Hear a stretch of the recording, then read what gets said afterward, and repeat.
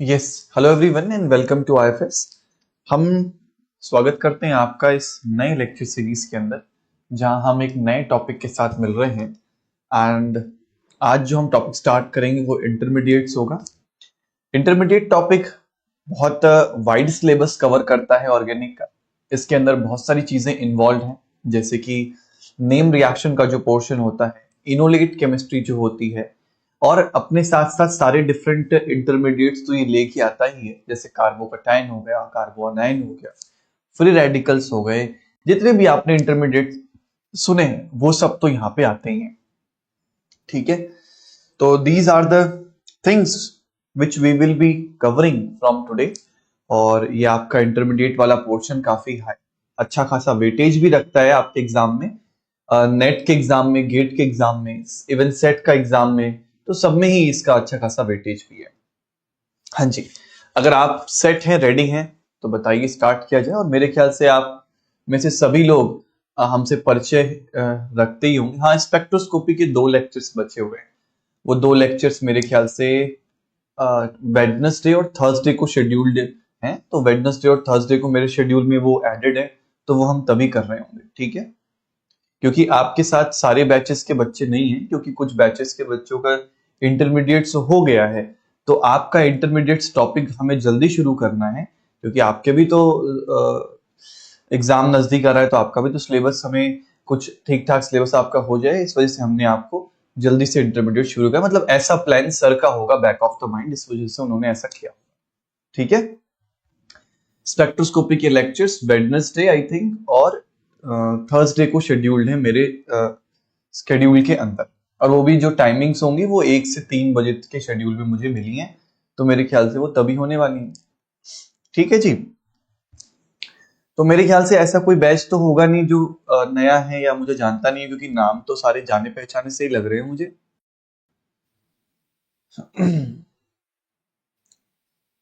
चलिए, तो क्या फिर हम शुरू करें? Should we start the class? सबसे पहले ये देखेंगे कि what are the things which we are going to cover in this lecture, और उसके बाद हम उन सारी चीजों को कवर करते हुए आगे बढ़ेंगे। ठीक है, देखना in the today's lecture we are basically, हम सबसे पहले जो स्टार्ट करेंगे ना, वो कार्बोकटाइन इंटरमीडिएट से करेंगे। वैसे तो इंटरमीडिएट्स बहुत सारे हिस्सों में डिवाइडेड है, हम सबसे पहले कार्बोकटाइन पढ़ेंगे, और इस कार्बोकटाइन के अंदर हम स्टेबिलिटी ऑफ द कार्बोकटाइन के बारे में जानेंगे। जो रीअरेंजमेंट्स होती हैं कार्बोकटाइन की, यहां से कुछ सवाल पूछे जाते हैं, तो इसका ध्यान रखेंगे। साथ ही साथ जब हम कुछ रीअरेंजमेंट रिएक्शंस जो होती हैं, जो रीअरेंजमेंट के बेस पे नेम रिएक्शंस होती हैं, जो वो कवर करते हैं, तो वहां से भी काफी सवाल मिलते हैं। रिंग एक्सपेंशन क्या होता है ये देखेंगे, डबल रिंग एक्सपेंशन क्या होता है, इन चीजों के बारे में आज के लेक्चर में जानेंगे। पर इन सबसे पहले जो सबसे जरूरी है कि हमें यह पता होना चाहिए कि जो हमारा पर्टिकुलर इंटरमीडिएट टॉपिक है, ये हमारे किस एग्जाम में कितना इंपॉर्टेंस रखता है। तो देखो, अगर आप सॉरी, सीएसआईआर नेट का एग्जाम तो मेरे ख्याल से हम सभी लोग देने वाले हैं। तो सीएसआईआर नेट के अंदर आपको लगभग ये 15 से 20 नंबर तक का वेटेज रखता है, काफी हेल्दी वेटेज है, पर्टिकुलरली अकेले इस टॉपिक इंटरमीडिएट का ही आप देख सकते हैं। तो जितने भी नेम रिएक्शंस के पोर्शन आते हैं ना, जैसे आपने एल्डोल पढ़ा है, आपने कैनिज़ेरो पढ़ा, आपने नेमैनिच पढ़ा, और बहुत दुनिया जान की माइकल एडिशन, रॉबिन्सन एनरेशन, ये सारी नेम रिएक्शंस इसी चैप्टर के अंदर कवर होती हैं। साथ ही साथ अलग अलग इंटरमीडिएट्स पे अलग अलग नेम रिएक्शंस हैं, रीअरेंजमेंट्स हैं, वो सब इसी के अंदर कवर होती हैं। कुछ लोग क्या करते हैं कि नेम रिएक्शन अलग से हेडिंग लिखते हैं, रीअरेंजमेंट अलग से हेडिंग लिखते हैं। मैं इंटरमीडिएट के अंदर ही आपको रीअरेंजमेंट्स और नेम रिएक्शंस वाले पोर्शंस को कवर कराता रहूंगा। ठीक है, मैं बताता रहूंगा कि कब क्या चीजें शुरू हो रही हैं, हम किस स्कीमेटिक मैनर में आगे बढ़ेंगे, वो चीजें आप धीरे धीरे कनेक्ट करते रहेंगे। ठीक है, उसके बाद सेट के एग्जाम अगर कोई अभी देने वाला है या अगले साल देने वाला है, तो आपके एग्जाम में भी 10 से 12 नंबर तक का इंटरमीडिएट वाले सेक्शन से आ जाता है। वो इंटरमीडिएट में से कोई नेम रिएक्शन से पूछ लिया या उनकी स्टेबिलिटी कंपेयर करा ली, इस तरीके से सवाल पूछते हैं। गेट एग्जाम में आपको 6 से 8 नंबर तक का मिल जाता है।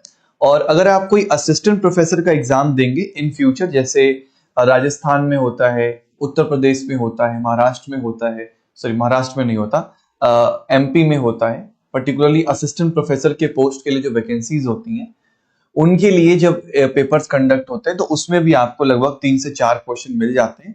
और इन पेपर्स का लेवल काफी टोन्ड डाउन होता है, वो नेट के लेवल से तो बहुत नीचे होता है और गेट के लेवल से भी बहुत नीचे होता है। ठीक है, बहुत वन लाइनर टाइप के क्वेश्चन पूछ लेते हैं, इस टाइप के सवालों को पूछते हैं। तो जो लोग भी इसकी तैयारी करेंगे, जैसे कि आरपीएससी वगैरह की कोई तैयारी करेगा, तब उनके लिए भी यही नोट्स आपको काम करेंगे और यही बेसिक्स आपको काम करेंगे। इसके साथ साथ अगर आप पीएचडी इंटरव्यू के लिए जाएंगे और अगर ऑर्गेनिक को आपको तैयार करना है, मान लो ऑर्गेनिक में आपने कोई टॉपिक चूज करना है, आपने कोई नेम रिएक्शन वाला टॉपिक चूज किया या इंटरमीडिएट चूज किया, तब भी आपको यही नोट्स यूजफुल होंगे, क्योंकि जो बेसिक कॉन्सेप्ट्स हैं वो आपके यहीं से क्लियर होने वाले हैं। ठीक है ना? चलिए, तो दिस इज कि ये टॉपिक कितना इंपॉर्टेंट है। अब यहां से आगे बढ़ते हैं और एक इंटरमीडिएट चैप्टर के अंदर क्या क्या चीजें इन्वॉल्व हैं, क्या क्या चीजें छिपी हुई हैं, ये समझते हैं। देखना, जब इंटरमीडिएट्स की बात चलेगी तो हमारे पास बेसिकली सबसे पहले इंटरमीडिएट जो प्रेजेंट होगा वो कार्बोकैटायन इंटरमीडिएट होगा। मेरे ख्याल से ये सभी विजिबल तो हैं ही, मैं इन्हें हाईलाइट कर दूंगा तो ये और अच्छे से दिखाई देंगे शायद। ये रहा। तो जो पहला इंटरमीडिएट हम पढ़ने वाले हैं वो कार्बोकैटायन इंटरमीडिएट होगा। अच्छा, कार्बोकैटायन जैसा कि नाम ही सजेस्ट कर रहा है, बचपन से भी आप कार्बोकैटायन को सुनते आ रहे हो कि एक कार्बन सेंटर होगा जिस पर एक पॉजिटिव चार्ज होगा। वैसे तो ये कार्बोकैटायनिक स्पीशीज जो होती हैं ये इलेक्ट्रोफिलिक स्पीशीज होती हैं, यानी ये इलेक्ट्रॉन डेफिशिएंट होती है। अब मान लीजिए मैंने कोई कार्बन बना भी दिया, ये रहा। अब इसके ऊपर हमने एक वेकेंट पी ऑर्बिटल बनाया जहां पे भी पॉजिटिव चार्ज है कार्बन के ऊपर, इसका मतलब कि उस सेंटर पर एक वेकेंट ऑर्बिटल क्रिएटेड है और यहां से अपन ने कुछ सब्स्टिट्यूएंट्स भी लगा दिए। तो अब देखिए ध्यान से, इसके सराउंडिंग में कितने इलेक्ट्रॉन्स हैं? सर इसके इर्द गिर्द 6 इलेक्ट्रॉन्स हैं। तो इसका ऑक्टेट अभी कंप्लीट नहीं हुआ है, इस वजह से मैं कहता हूं कि जो हमारे कार्बोकैटायंस होते हैं वो इलेक्ट्रोफिलिक नेचर के होते हैं, यानी ये सोचते हैं कि हमारे ऊपर कोई अटैक करते, राइट? तो इनके ऊपर भी अभी हम थोड़ा बहुत देखेंगे, लेकिन अभी इंट्रोडक्शन में थोड़ी बहुत जानकारियां ले लेते हैं। इलेक्ट्रोफिलिक नेचर है इनका। उसके बाद हमारी मुलाकात होती है कार्बा अनायन से। कार्बा अनायन भी इस इंटरमीडिएट का बहुत इंपॉर्टेंट हिस्सा है और जो majority of the syllabus intermediate topic का होता है, यानी सबसे ज्यादा लेक्चर्स जो हम डिवोट करते हैं वो कार्बा अनायन पे ही करते हैं, बाकी तो छोटे छोटे हैं, जल्दी जल्दी हो जाते हैं। कार्बा अनायन नाम ही सजेस्ट कर रहा है कार्बन सेंटर पे नेगेटिव चार्ज होगा। इसमें ऑक्टेट जैसी कोई परेशानियां नहीं है, इसके पास सराउंडिंग में अगर आप चेक करेंगे तो बहुत ही बढ़िया इसके पास 8 इलेक्ट्रॉन्स प्रेजेंट होते हैं और इनफैक्ट ये न्यूक्लियोफिलिक नेचर का होता है, क्योंकि ये ढूंढ रहा होता है कि कोई इलेक्ट्रोफिलिक सेंटर मिल जाए तो उस पर अटैक करके मैं अपने आप को न्यूट्रलाइज भी कर लूं। न्यूट्रल मॉलिक्यूल्स स्टेबल भी होते, तो ये चाहता है कि मैं अटैक भी कर दूं। और ऑक्टेट कंप्लीशन की तो कोई दिक्कत है ही नहीं। इसके सराउंडिंग में अगर आप देखेंगे तो 1 2 3 4 5 6 और इस नेगेटिव चार्ज में भी आपको 2 इलेक्ट्रॉन्स मिल जाते हैं। और ये जो सेंटर होता है वो उल्टा न्यूक्लियोफिलिक सेंटर होता है। बहुत ही बढ़िया। इसके बाद आते हैं हमारे पास carbon free radicals. Free radical की केमिस्ट्री पर्टिकुलरली नेट के लिए थोड़ी इंपॉर्टेंट होती है।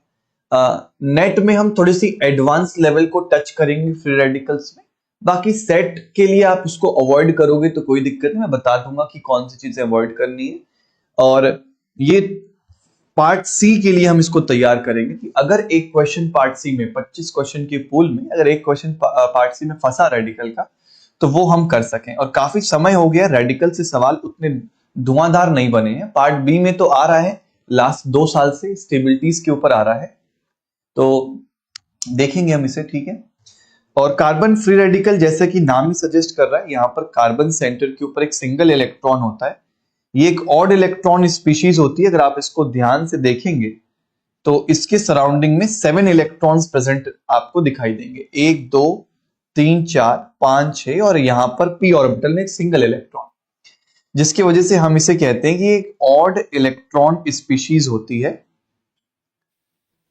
7 इलेक्ट्रॉन्स एक ऑड नंबर है, 7 तो ऐसे प्रेजेंट है, उसके पास भी इलेक्ट्रॉन की कमी है, तो ये भी आपका एक इलेक्ट्रोफिलिक सेंटर की तरह काम करता है। ऑक्टेट तो कंप्लीट है नहीं, ठीक है।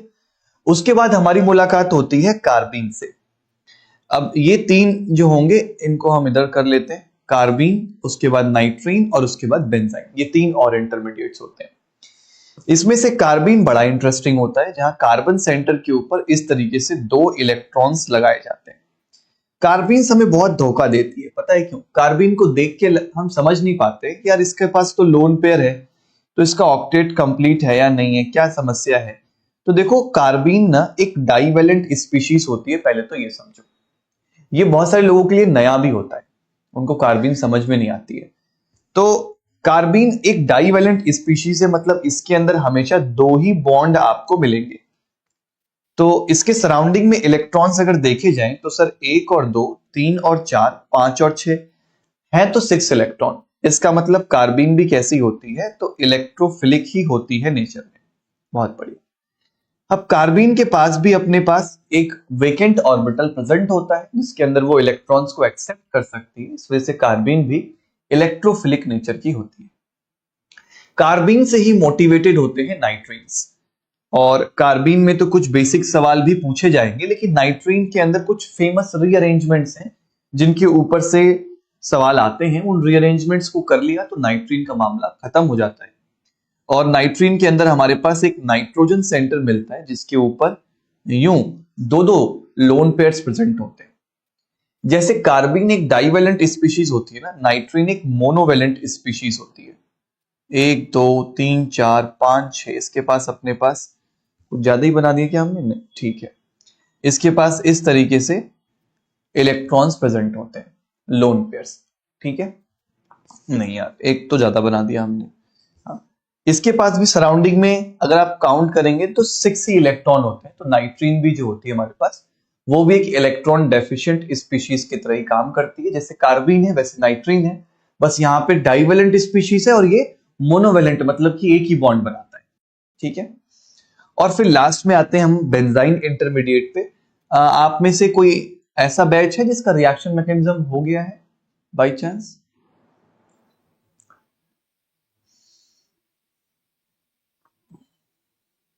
तो आप लोग तो बेंजाइन से फेमिलियर होंगे। ये जो बेंजाइन वाला पार्ट है, ये हम रिएक्शन मैकेनिज्म वाले चैप्टर के अंदर कवर करते हैं। एक्चुअली वहां पे कवर करना इस वजह से सूटेबल होता है ना, क्योंकि इस पूरे बेंजाइन में एक मैकेनिज्म है जो कि चल रही होती है, जिसे हम क्या बुलाते हैं? एलिमिनेशन एडिशन बुलाते हैं। यानी सबसे पहले तो क्या होती है? एलिमिनेशन, और उसके बाद क्या होता है? एडिशन। तो इसी मैकेनिज्म की वजह से हम इसे कहां पढ़ते हैं? रिएक्शन मैकेनिज्म चैप्टर के अंदर ही कवर कर लेते हैं। तो ये एक बेसिक इंट्रोडक्शन है किसका? इंटरमीडिएट्स का, कि ये सारे इंटरमीडिएट्स हमें कवर करने होते हैं। और हम स्ट्रेट फॉरवर्ड स्टार्ट कहां से करेंगे? अपने कार्बोकटायन वाले पार्ट से स्टार्ट करेंगे। कार्बोकटायन के बाद मैं कार्बानाइन पढ़ाऊंगा, उसके बाद फ्री रेडिकल्स पे जाएंगे, नहीं, उसके बाद कार्बीन पे जाएंगे, फिर नाइट्रीन पढ़ेंगे और फिर फ्री रेडिकल सबसे लास्ट में पढ़ेंगे। ये हमारा ऑर्डर होने वाला है। अगर इतनी बातें क्लियर हैं तो बताओ, फिर आगे चला जाए। हाँ जी, चलिए यहां से आगे बढ़ते हुए अब हम कार्बोकटाइंस को स्टार्ट करते हैं। अब थोड़ा सा ना कार्बोकटाइंस के बारे में जानकारी ले लेते हैं कि कार्बोकटाइंस जो होते हैं वो कितने टाइप के हो सकते हैं। क्या इनके टाइप्स फिक्स हैं? क्या ये हमेशा स्पेक्ट्रोस्कोपी कंप्लीट हो गया सर? अरे यार, आप जब लेट क्लास ज्वाइन करते हैं ना राहुल, तो फिर ये प्रॉब्लम आती है। आप लोग से एक रिक्वेस्ट है हमारी, क्लास 8 बजे शुरू कर देता हूं मैं, और मैं क्लास को शुरू और पहले कर देता हूं ताकि आप लोग ज्वाइन कर सकें। तो एक बार प्लीज एक रिक्वेस्ट है, जल्दी ज्वाइन किया करें आप लोग, ठीक है। आपकी जो स्पेक्ट्रोस्कोपी की क्लास है वो शेड्यूल्ड है, 2 लेक्चर्स अभी बचे हुए हैं, वो वेडनेसडे और थर्सडे को शेड्यूल्ड है। क्योंकि सारे बैचेस साथ में नहीं है और आपका बैच का इंटरमीडिएट पोर्शन शुरू करना होगा सर को, तो उन्होंने शुरू कर दिया है ताकि आपका इंटरमीडिएट लैग ना करे।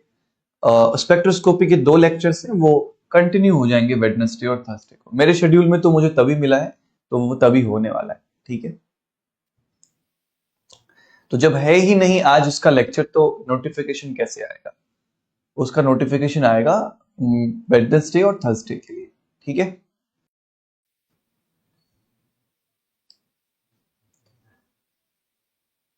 क्या पूरे हफ्ते का नोटिफिकेशन आता है क्या आपको?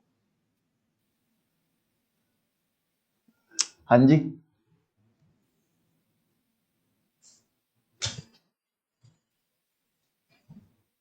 तब फिर कैसे होगा? तो फिर होएगा ना। चलिए, टाइप्स ऑफ कार्बोकैटायन की बात करते हैं। तो इसके अंदर मान लीजिए हम सबसे पहला एग्जांपल, एक बहुत बेसिक एग्जांपल डिस्कस कर रहे हैं कि मेरे पास एक sp3 हाइब्रिडाइज सेंटर आ जाए और इस sp3 हाइब्रिडाइज सेंटर में ये x मेरे पास जो लिविंग ग्रुप है, अगर ये x अपने दोनों इलेक्ट्रॉन्स को यहां से लेके चला जाए, दोनों इलेक्ट्रॉन्स को बॉन्ड के अपने साथ लेके चला जाए, जो पीछे बनेगा वो क्या होगा? एक कार्बोकैटायन बनेगा। फिर बहुत बढ़िया। कार्बोकैटायन का मतलब ही है कि इसके ऊपर एक वेकेंट p ऑर्बिटल आ जाएगा। अगर आप इसके सराउंडिंग में चेक करेंगे तो 6 इलेक्ट्रॉन होने के कारण ये सेंटर इलेक्ट्रॉन डेफिशिएंट भी होगा, और चूंकि इसके ऊपर एक p ऑर्बिटल प्रेजेंट है तो ये sp2 हाइब्रिडाइज भी होगा। हाइब्रिडाइजेशन वगैरह हमने जीओसी में अच्छे से सीखा है, तो मुझे लगता नहीं है कि आपको इसमें प्रॉब्लम आनी चाहिए। अब जरूरी नहीं है कि हम सिर्फ एक sp3 सेंटर से ही इन चीजों को बना सके। मान लो कि मेरे पास इस सेंटर पे x है और इस सेंटर पे h है, तो अगर मेरा लोन पेयर मान लो यहां से जाता है, ये सेंटर अभी sp2 है, और तो यहां पे भी हमारे पास एक कार्बोकैटायंस बन सकते हैं CH डबल बॉन्ड, इस सेंटर पे पॉजिटिव और यहाँ पे H। अब ये जो पर्टिकुलर पॉजिटिव होगा ये प्रेजेंट होगा किसके अंदर? हम बोलेंगे कि ये sp2 हाइब्रिड ऑर्बिटल के अंदर प्रेजेंट है, और ये एक अपना sp2 हाइब्रिडाइज सेंटर पे बना हुआ है। समझ में आ रही बात? उसी तरीके से हम ऐसा भी कह सकते हैं कि मान लीजिए मैंने एग्जांपल लिया C ट्रिपल बॉन्ड CX, फिलहाल ये सेंटर sp हाइब्रिडाइज्ड है, और जैसे ही यहां पे X अपने दोनों इलेक्ट्रॉन्स को लेके बाहर जाएगा तो पीछे जो छोड़ेगा वो क्या होने वाला है? एक वेकेंट ऑर्बिटल, और ये जो वेकेंट ऑर्बिटल होगा वो sp हाइब्रिड ऑर्बिटल होने वाला है। तो हमारे पास जो कार्बोकैटायंस है वो हमेशा p ऑर्बिटल में प्रेजेंट हो ऐसा भी जरूरी नहीं है, ये हाइब्रिड ऑर्बिटल्स के अंदर भी प्रेजेंट हो सकते हैं, कोई परेशानी की बात नहीं है। जैसे एक और एग्जांपल ले लेते हैं, मान लीजिए कि हमारे पास एक बेंजाइलिक सेंटर आ गया, और अभी फिलहाल मैंने यहां से बोला कि x अपने दोनों इलेक्ट्रॉन्स को लेके चला जाएगा, तो आप मुझे बता सकते हैं क्या कि इस CH2 पॉजिटिव सेंटर की हाइब्रिडाइजेशन क्या होने वाली है? What should be the hybridization for the CH2 positive center? और यहाँ पे जो पॉजिटिव चार्ज होगा वो किस ऑर्बिटल में प्रेजेंट होगा? तो ये सारी चीजें हमने जीओसी में डिस्कस करी हुई हैं, तो आप गलती नहीं करेंगे ऐसा हम उम्मीद आपसे रखते हैं। बहुत भी बढ़िया सर, चूंकि इस सेंटर पे एक p ऑर्बिटल है और ये p ऑर्बिटल हमारी रिंग के साथ रेजोनेंस कर सकता है, तो इस सेंटर की हाइब्रिडाइजेशन sp2 होगी and the positive charge is present into a p orbital. तो डिपेंडिंग अपॉन द रेजोनेंस भी हम इन चीजों को डिसाइड कर सकते हैं। ठीक है, नहीं sp2 हाइब्रिड ऑर्बिटल के अंदर नहीं प्रेजेंट होगा प्रिया, सेंटर की हाइब्रिडाइजेशन sp2 है। डबल बॉन्ड होता तब आप कहते कि ये हाइब्रिड ऑर्बिटल के अंदर प्रेजेंट है, अभी तो वो p ऑर्बिटल के अंदर होगा क्योंकि इसको पड़ोसियों के साथ क्या करना है? रेजोनेंस करना है रिंग के साथ। Definitely it is going to be in the p orbital. Now अगर मैं थोड़ा बहुत स्टेबिलिटी के बारे में आपसे पूछूं कि मान लीजिए सेकंड है, थर्ड है और फोर्थ है, इनमें अंदर कौन सबसे ज्यादा स्टेबल हो सकता है, कौन कम स्टेबल हो सकता है, तो हमने ये भी सीखा हुआ है कि जो इलेक्ट्रोनेगेटिविटी होती है वो डायरेक्टली प्रोपोर्शनल होती है किसके? परसेंटेज एस कैरेक्टर के।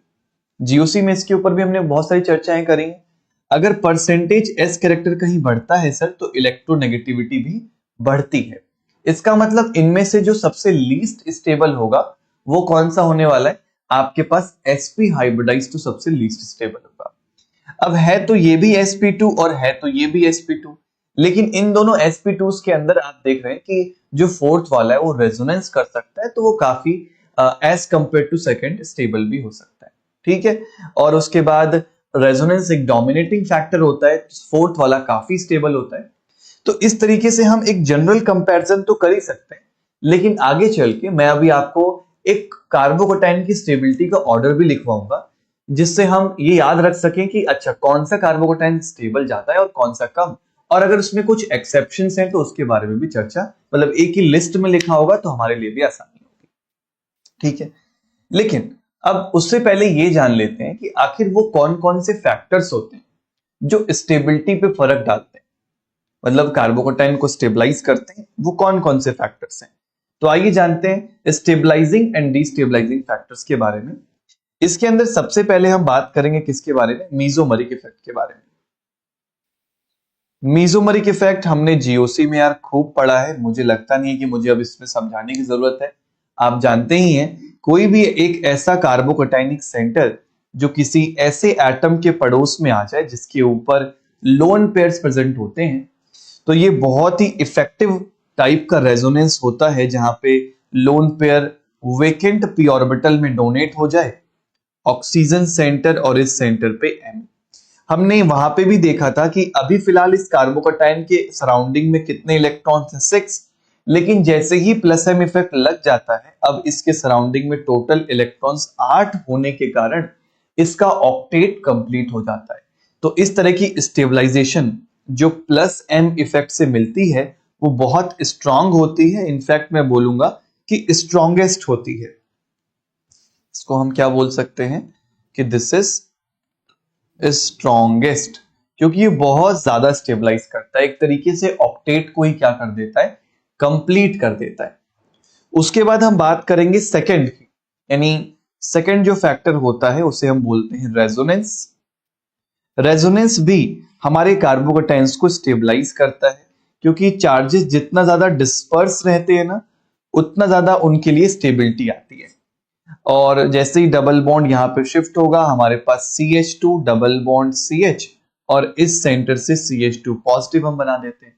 तो resonance is also a stabilising factor which works for carbocations. अब उसी तरीके से हम हाइपर कॉन्जुगेशंस की भी बात करते हैं। हाइपर कॉन्जुगेशन, देखो हाइपर कॉन्जुगेशंस भी हमारे पास स्टेबलाइजिंग फैक्टर की तरह काम करते हैं। अगर हम यहाँ पे CH2 पॉजिटिव लगा दें तो अल्फा सेंटर से ये अपने सिग्मा इलेक्ट्रॉन डेंसिटीज को डोनेट कर सकते हैं, और डोनेट करने के बाद हमारे कार्बोकेटाइन की डेफिशिएंसी को डिक्रीज करते हैं। Of course we can also draw the hyper conjugating structure. तो यहाँ पे हमारे पास CH2 डबल बॉन्ड CH2 आ जाता है और एक H+ यहाँ से बाहर चला। जितनी ज्यादा चार्जेस डिस्पर्स होंगे, जितना ज्यादा हाइपर कॉन्जुगेटिंग स्ट्रक्चर बनता है, उतनी ज्यादा स्टेबिलिटी होती है। तो ये भी एक ऐसा फैक्टर है जो स्टेबलाइज करता है किसको, कार्बोकेटाइंस को। उसके बाद एक फैक्टर और होता है जिसका नाम होता है, यहीं पे ऊपर मैं दिखा रहा हूं, फोर्थ फैक्टर यहां पे देख लेते हैं। इसको बोलते हैं डांसिंग रेजोनेंस। यार ये डांसिंग रेजोनेंस का जो फंडा है ना, ये थोड़ा फर्जी सा मेथड होता है चीजों को समझाने के लिए, पर चलो फिर भी ठीक है, समझ लेते हैं इसको क्या होता है। एक 3 मेंबर्ड की रिंग देखी होगी आपने इस तरीके की, राइट, और इसके बाहर अगर मेरे पास एक पॉजिटिव चार्ज प्रेजेंट होता है तो इस तरीके की कार्बोकेटाइंस को बहुत स्टेबल बताया जाता है। आखिर ऐसा होता क्यों है? क्योंकि जब आपके पास 3 मेंबर्ड रिंग के सामने p ऑर्बिटल्स प्रेजेंट हो जाते हैं, तो अब ये 3 मेंबर्ड की रिंग के अंदर एक लालच आती है कि यार हम भी अपने इलेक्ट्रॉन्स को डोनेट कर सकते हैं। तो ये करती क्या है, ये अपने जब इन सिग्मा इलेक्ट्रॉन्स को सीधा डोनेट कर दे। देखो इसके ऊपर यहां पे होगा क्या, जैसे इस सेंटर के ऊपर हमारे पास एक वेकेंट ऑर्बिटल प्रेजेंट है, तो जब सिग्मा इलेक्ट्रॉन डेंसिटी यहां से सीधा इस p ऑर्बिटल्स में डोनेट होने लगती है, तो इसको एक टाइप का रेजोनेंस बोला जाता है, जिसे हम डांसिंग रेजोनेंस बोलते हैं। ठीक है, तो आप इस सिस्टम को ध्यान रखो, यही एक लौता सिस्टम है जिसमें आपको डांसिंग रेजोनेंस देखने को मिलता है। तो ये हमारे पास कुछ स्टेबलाइजिंग फैक्टर्स होते हैं। बाकी अब डिस्टेबलाइजिंग में जैसे मीजोमरिक का प्लस एम स्टेबलाइजिंग है तो माइनस एम डिस्टेबलाइजिंग है, और इसमें आप इंडक्टिव इफेक्ट को भी ऐड कर सकते हैं।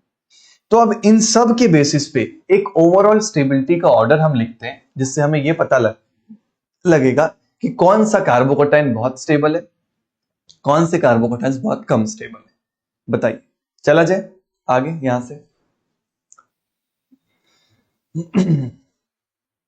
चल, तो यहां से अब हमारे पास कुछ इंपॉर्टेंट आने वाला है जो आपके लिए एग्जाम में भी काफी यूजफुल हो सकता है। तो हम लिखेंगे स्टेबिलिटी ऑर्डर। ठीक है, इस स्टेबिलिटी ऑर्डर में ऐसे कार्बोकटाइंस जो सबसे टॉप पर हो, यानी सबसे ज्यादा स्टेबल हो, वो कौन होते हैं? तो आपके प्लस एम वाले।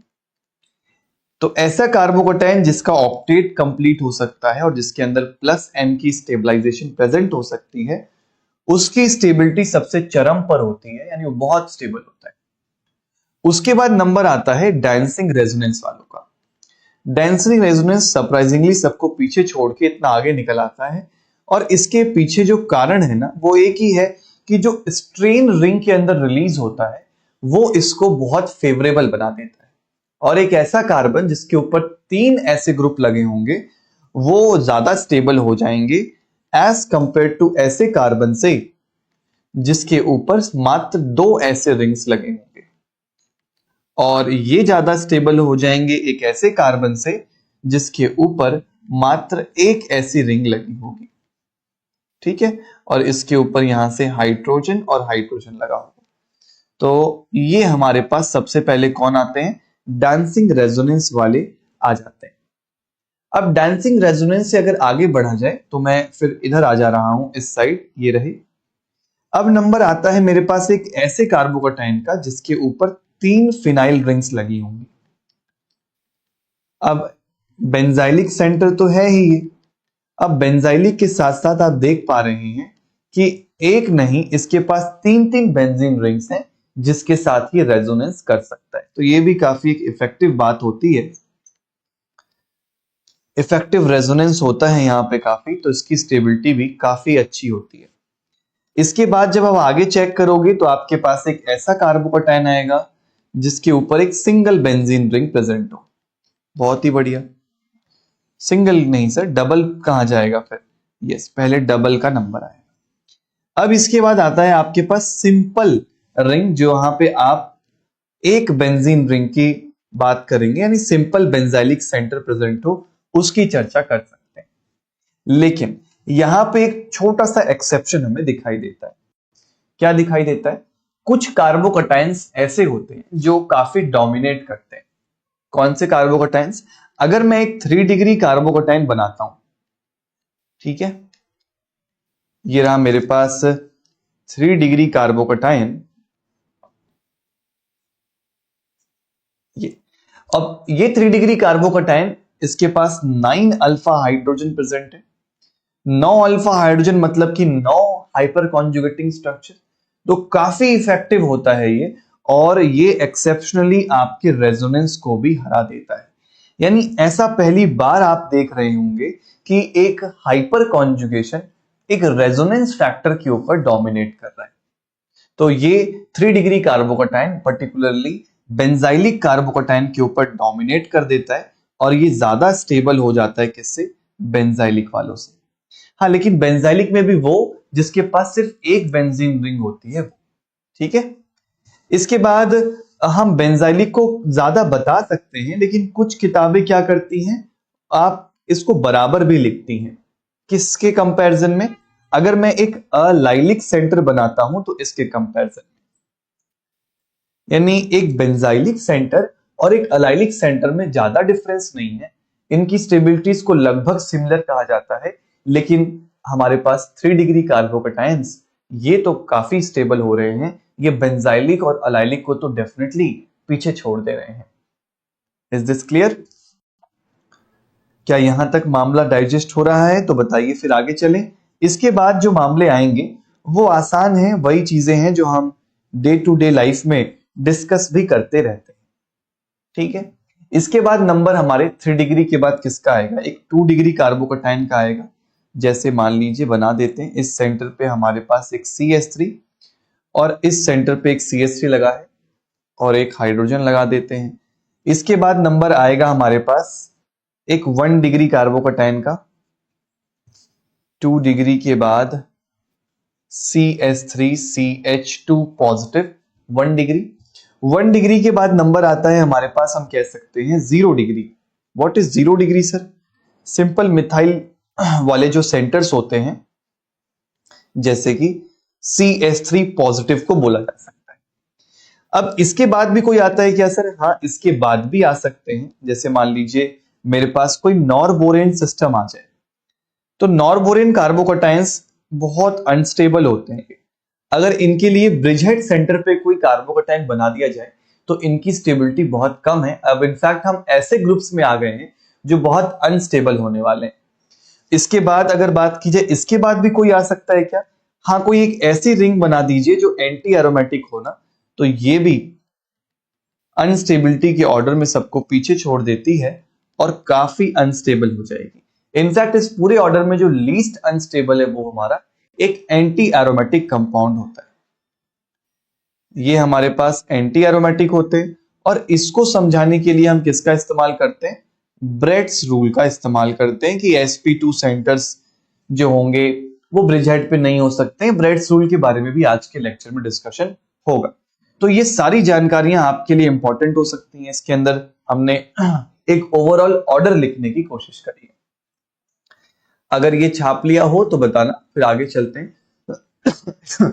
एक छोटी बात आपको और बताते हैं और फिर एक छोटा क्वेश्चन भी देखेंगे। Done, very good. चलो, यहां से आगे आके ना एक नोट का पॉइंट लिखेंगे।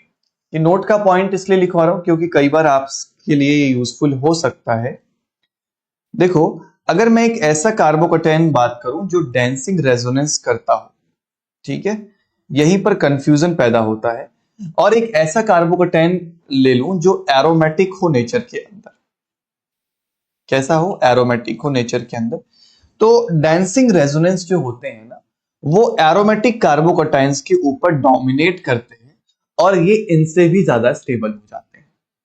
तो मीजोमरिक वाले तो सबसे ज्यादा स्टेबल हो गए, फिर डेंसिंग रेजोनेंस वाले डोमिनेट करेंगे किसके ऊपर? आपके एरोमेटिक के ऊपर। ये चीजें ना आपको किताबों में डायरेक्ट लिखी हुई नहीं मिलती हैं। ये बहुत सारे एग्जाम्स में आए हुए क्वेश्चनों के हिसाब से इंटरप्रेट करना पड़ता है। जेई फील्ड तक में जाना पड़ता है कि वहां क्या चल रहा है, वहां जेई मेंस में एडवांस में कैसे क्वेश्चंस पूछे गए हैं, उन क्वेश्चंस को एनालाइज करके एक ऑर्डर निकालना पड़ता है। किताबों के अंदर कभी भी आपको इतना डायरेक्ट नहीं मिलेगा क्योंकि किताबें इतना डायरेक्ट बताना नहीं चाहती। ठीक है, को मिसलेनियस कार्बोकटाइन भी बोलते हैं ना, बोल सकते हैं। आरती, आपका मन है मिसलेनियस बोलना चाहते हैं तो मिसलेनियस बोल लीजिए, कोई समस्या नहीं। ठीक है, क्या होता है यार ना कि देखो, अलग अलग टीचर्स अलग अलग नाम से इसको पढ़ा देते हैं। जैसे मान लो हम वही यूज कर रहे हैं जो मोस्टली यूज किया जाता है, पर ऐसा कुछ सच कॉन्सेप्ट है नहीं जो यहाँ पढ़ाया जाता है। वो ये सारी चीजें ना जेई फील्ड से निकल के आ गई हैं, तो थोड़ा बहुत हमें जानकारी होनी चाहिए। नेट वेट में इसके ऊपर सवाल आएगा तो काफी टेक्निकल सवाल पूछेगा। जैसे कि एक रीअरेंजमेंट होती है, टिफ्नेव डेमजेनेव रिएक्शन, हमें वहां से सवाल पूछ सकता है। हमारे लिए यहां से उतना तो कम ही सवाल पूछता है। ठीक है, बाकी पता होना चाहिए कि ये एक एरोमेटिक कार्बोकटाइन से क्या होता है ज्यादा स्टेबल। तो हो सकता है किसी ने इसको मिसलेनियस कार्बोकटाइन बोल दिया हो, तो कोई दिक्कत नहीं, मिसलेनियस भी इसका नाम ठीक ही है। ठीक है, तो इसका हमें ध्यान रखना है। मान लीजिए कि हमने आपको बोला कि कुछ कार्बोकटाइंस मैं दे रहा हूं, आप इनको स्टेबिलिटी के ऑर्डर में अरेंज करिए। चलो कोशिश करके देखिए कि इनकी स्टेबिलिटी का ऑर्डर क्या होगा। हमारे पास कुछ नॉरबोरेन सिस्टम्स भी बना रहा हूं मैं, यहां पे पॉजिटिव चार्ज है। उसके बाद मान लीजिए हमने यहां पे पॉजिटिव चार्ज बनाया हुआ है। उसके बाद मान लीजिए हमारे पास एक और नॉरबोरेन सिस्टम है। ठीक है, इसमें यहां पे हमारे पास पॉजिटिव चार्ज है और एक हमने कार्बन बना लिया जिसके ऊपर मान लीजिए यूं 3 रिंग्स लगी हुई हैं और पॉजिटिव चार्ज अवेलेबल है। मैंने बोला कि ये कुछ कार्बोकटाइंस हैं, 1 2 3, ये 4 और ये 5, इनको एक स्टेबिलिटी के ऑर्डर में अरेंज करना है आपको। करिए तो। सब्स्टिट्यूट से भी ज्यादा स्टेबल है क्या एरोमेटिक? सब्स्टिट्यूट का क्या मतलब है निशा?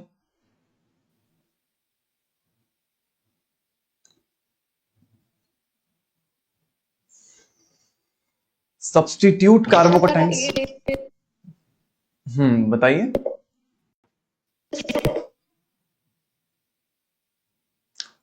Your voice is breaking. Effect वाला किससे?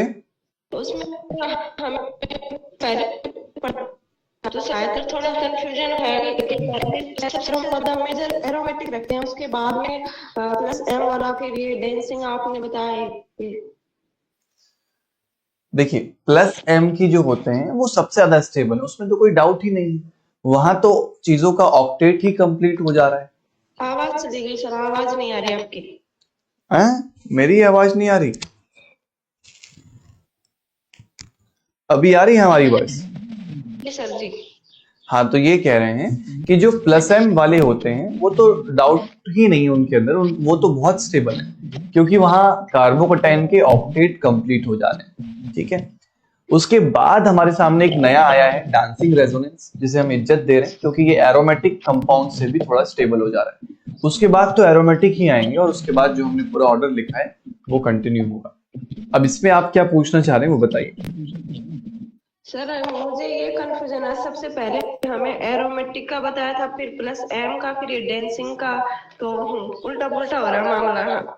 आप जो हम बता रहे हैं इसको फॉलो करिए, ये बहुत सारा एनालिसिस के बाद ही हम आपको ये बता पा रहे हैं। देखो इतना ये डेविएशंस क्यों देखने को मिलते हैं पता है?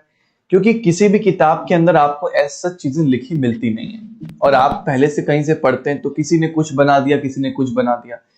पर बहुत सारा एनालिसिस मैंने किया है, तभी मैं आपके सामने ये चीजें लिखवा पा रहा हूं, वरना तो मैं भी नहीं लिखवाता, मैं कुछ और या इस ऑर्डर में चीजें नहीं डालता। तो जो प्लस एम वाले हैं ना, जब हम रीअरेंजमेंट्स के क्वेश्चन करेंगे, रिंग एक्सपेंशन के क्वेश्चंस करेंगे, रिंग कॉन्ट्रैक्शन के क्वेश्चन करेंगे, तो ये चीजें हम वहां प्रूफ भी कर देंगे कि आखिर प्लस एम इतना ज्यादा डोमिनेंट क्यों होता है। ठीक है, और स्ट्रेट फॉरवर्ड कभी कंपैरिजंस पूछे भी नहीं जाते हैं इसके ऊपर, प्लस एम और एरोमेटिक कंपाउंड्स के ऊपर। ऐसे क्वेश्चंस बहुत रेयर आपको देखने को मिलते हैं और ना ही कभी आते हैं। तो क्या होता है कि कई बार टीचर्स एरोमेटिक को भी बता देते हैं कुछ, तो कुछ प्लस एम को भी बता देते हैं। तो आप इस चीजों में ना फंस के मत रह जाया करो, क्योंकि इनका डायरेक्ट कंपैरिजन है ही नहीं। डायरेक्ट कंपैरिजन सेम टाइप के ग्रुप्स के बीच में होता है, जैसे कि कार्बोकटाइन्स हो गए 3 डिग्री 2 डिग्री हो गए, ये बहुत फेमस है। हाँ, क्या कह रहे हो?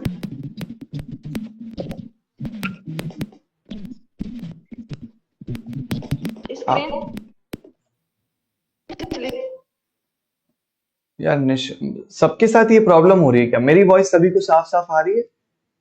मेरी स्क्रीन वगैरह सब कुछ ठीक है?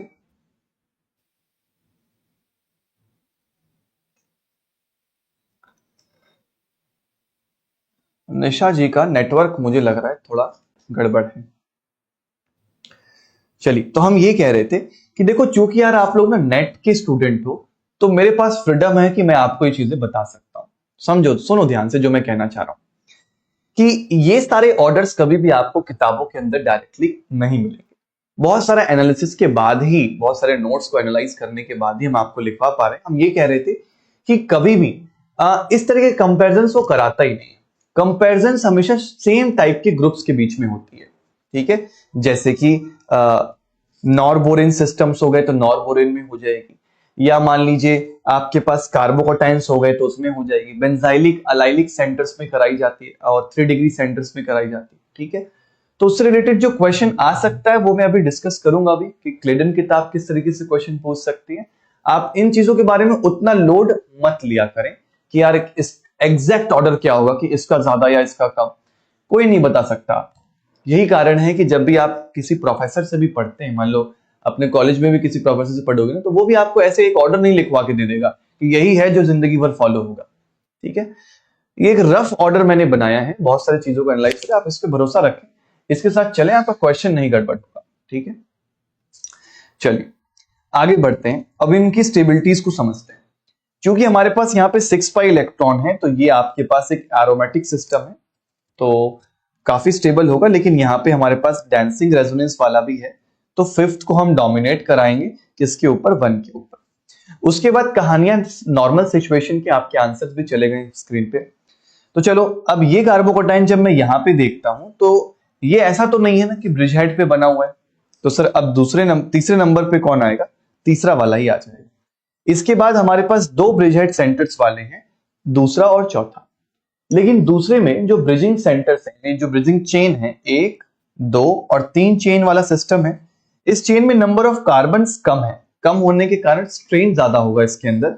इसके वजह से 3 के बाद जो नंबर आएगा वो 4 का आएगा और जो सबसे लीस्ट स्टेबल होगा वो 2 हो जाएगा। तो 5 1 3 4 2। आई होप कि यही आपने भी आंसर हमें बताया होगा। क्लियर है जी? आसान सी चीज है जो सभी लोग कर सकते हैं। आइए अब उस एस्पेक्ट की बात करते हैं जहां से आपके एग्जाम में क्वेश्चन आएगा। ये क्वेश्चन सीधा रेफरेंस बुक से हमने उठाया है और ये आपकी प्यारी क्लेडन किताब से ही लिया है। इसके अंदर उन्होंने जो पूछा था वो रेट ऑफ SN1 रिएक्शन पूछा था। क्योंकि आप लोगों ने रिएक्शन मैकेनिज्म भी पढ़ा है तो आपको मजा भी आएगा। आप जानते ही हैं कि किसी भी SN1 रिएक्शन के अंदर क्या बना करते हैं सर? कार्बोकटाइंस फॉर्म हुआ करते हैं। क्या फॉर्म होते हैं? कार्बोकटाइंस। हम ये बोलते हैं कि जो रेट ऑफ SN1 रिएक्शन होती है वो इन कार्बोकटाइंस की स्टेबिलिटी के डायरेक्टली प्रोपोर्शनल होती है। मतलब जितना ज्यादा स्टेबल होता है कार्बोकटाइन उतना ही ज्यादा fast rate of SN1 reaction होता है। आई डोंट थिंक इसमें कोई डाउट होगा। अब मेरे सामने कुछ बेसिक सिस्टम्स बनाए गए, जैसे एक अलाइलिक सेंटर बनाया गया। ये अलाइलिक सेंटर कुछ ऐसा था, यहां पे एक मिथाइल और इस सेंटर से Cl लगाए। ठीक है, यहां क्या लगा दिया हमने? Cl। उसके बाद डबल बॉन्ड है और इस सेंटर अलाइलिक सेंटर है और यहां से हमने एक साइड क्या लगा दिया? PH और एक साइड क्या लगा दिया? H। एक ऐसा सिस्टम था।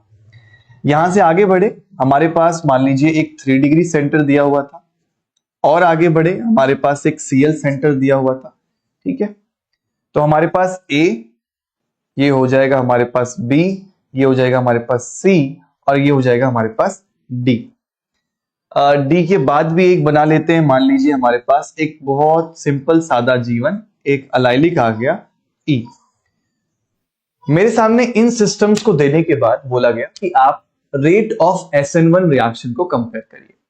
अब SN1 का कंपैरिजन है, मतलब कि इन शॉर्ट कार्बोकटाइंस की स्टेबिलिटी का कंपैरिजन है। इसको हमें करना है। ये नेट के अंदर 2 नंबर के अंदर सवाल टपक सकता है और किताब का है तो बहुत हेल्दी चांसेस है टपक सकता है, और अभी तक एक बार भी पूछा भी नहीं हुआ है इस कॉन्सेप्ट के ऊपर सवाल।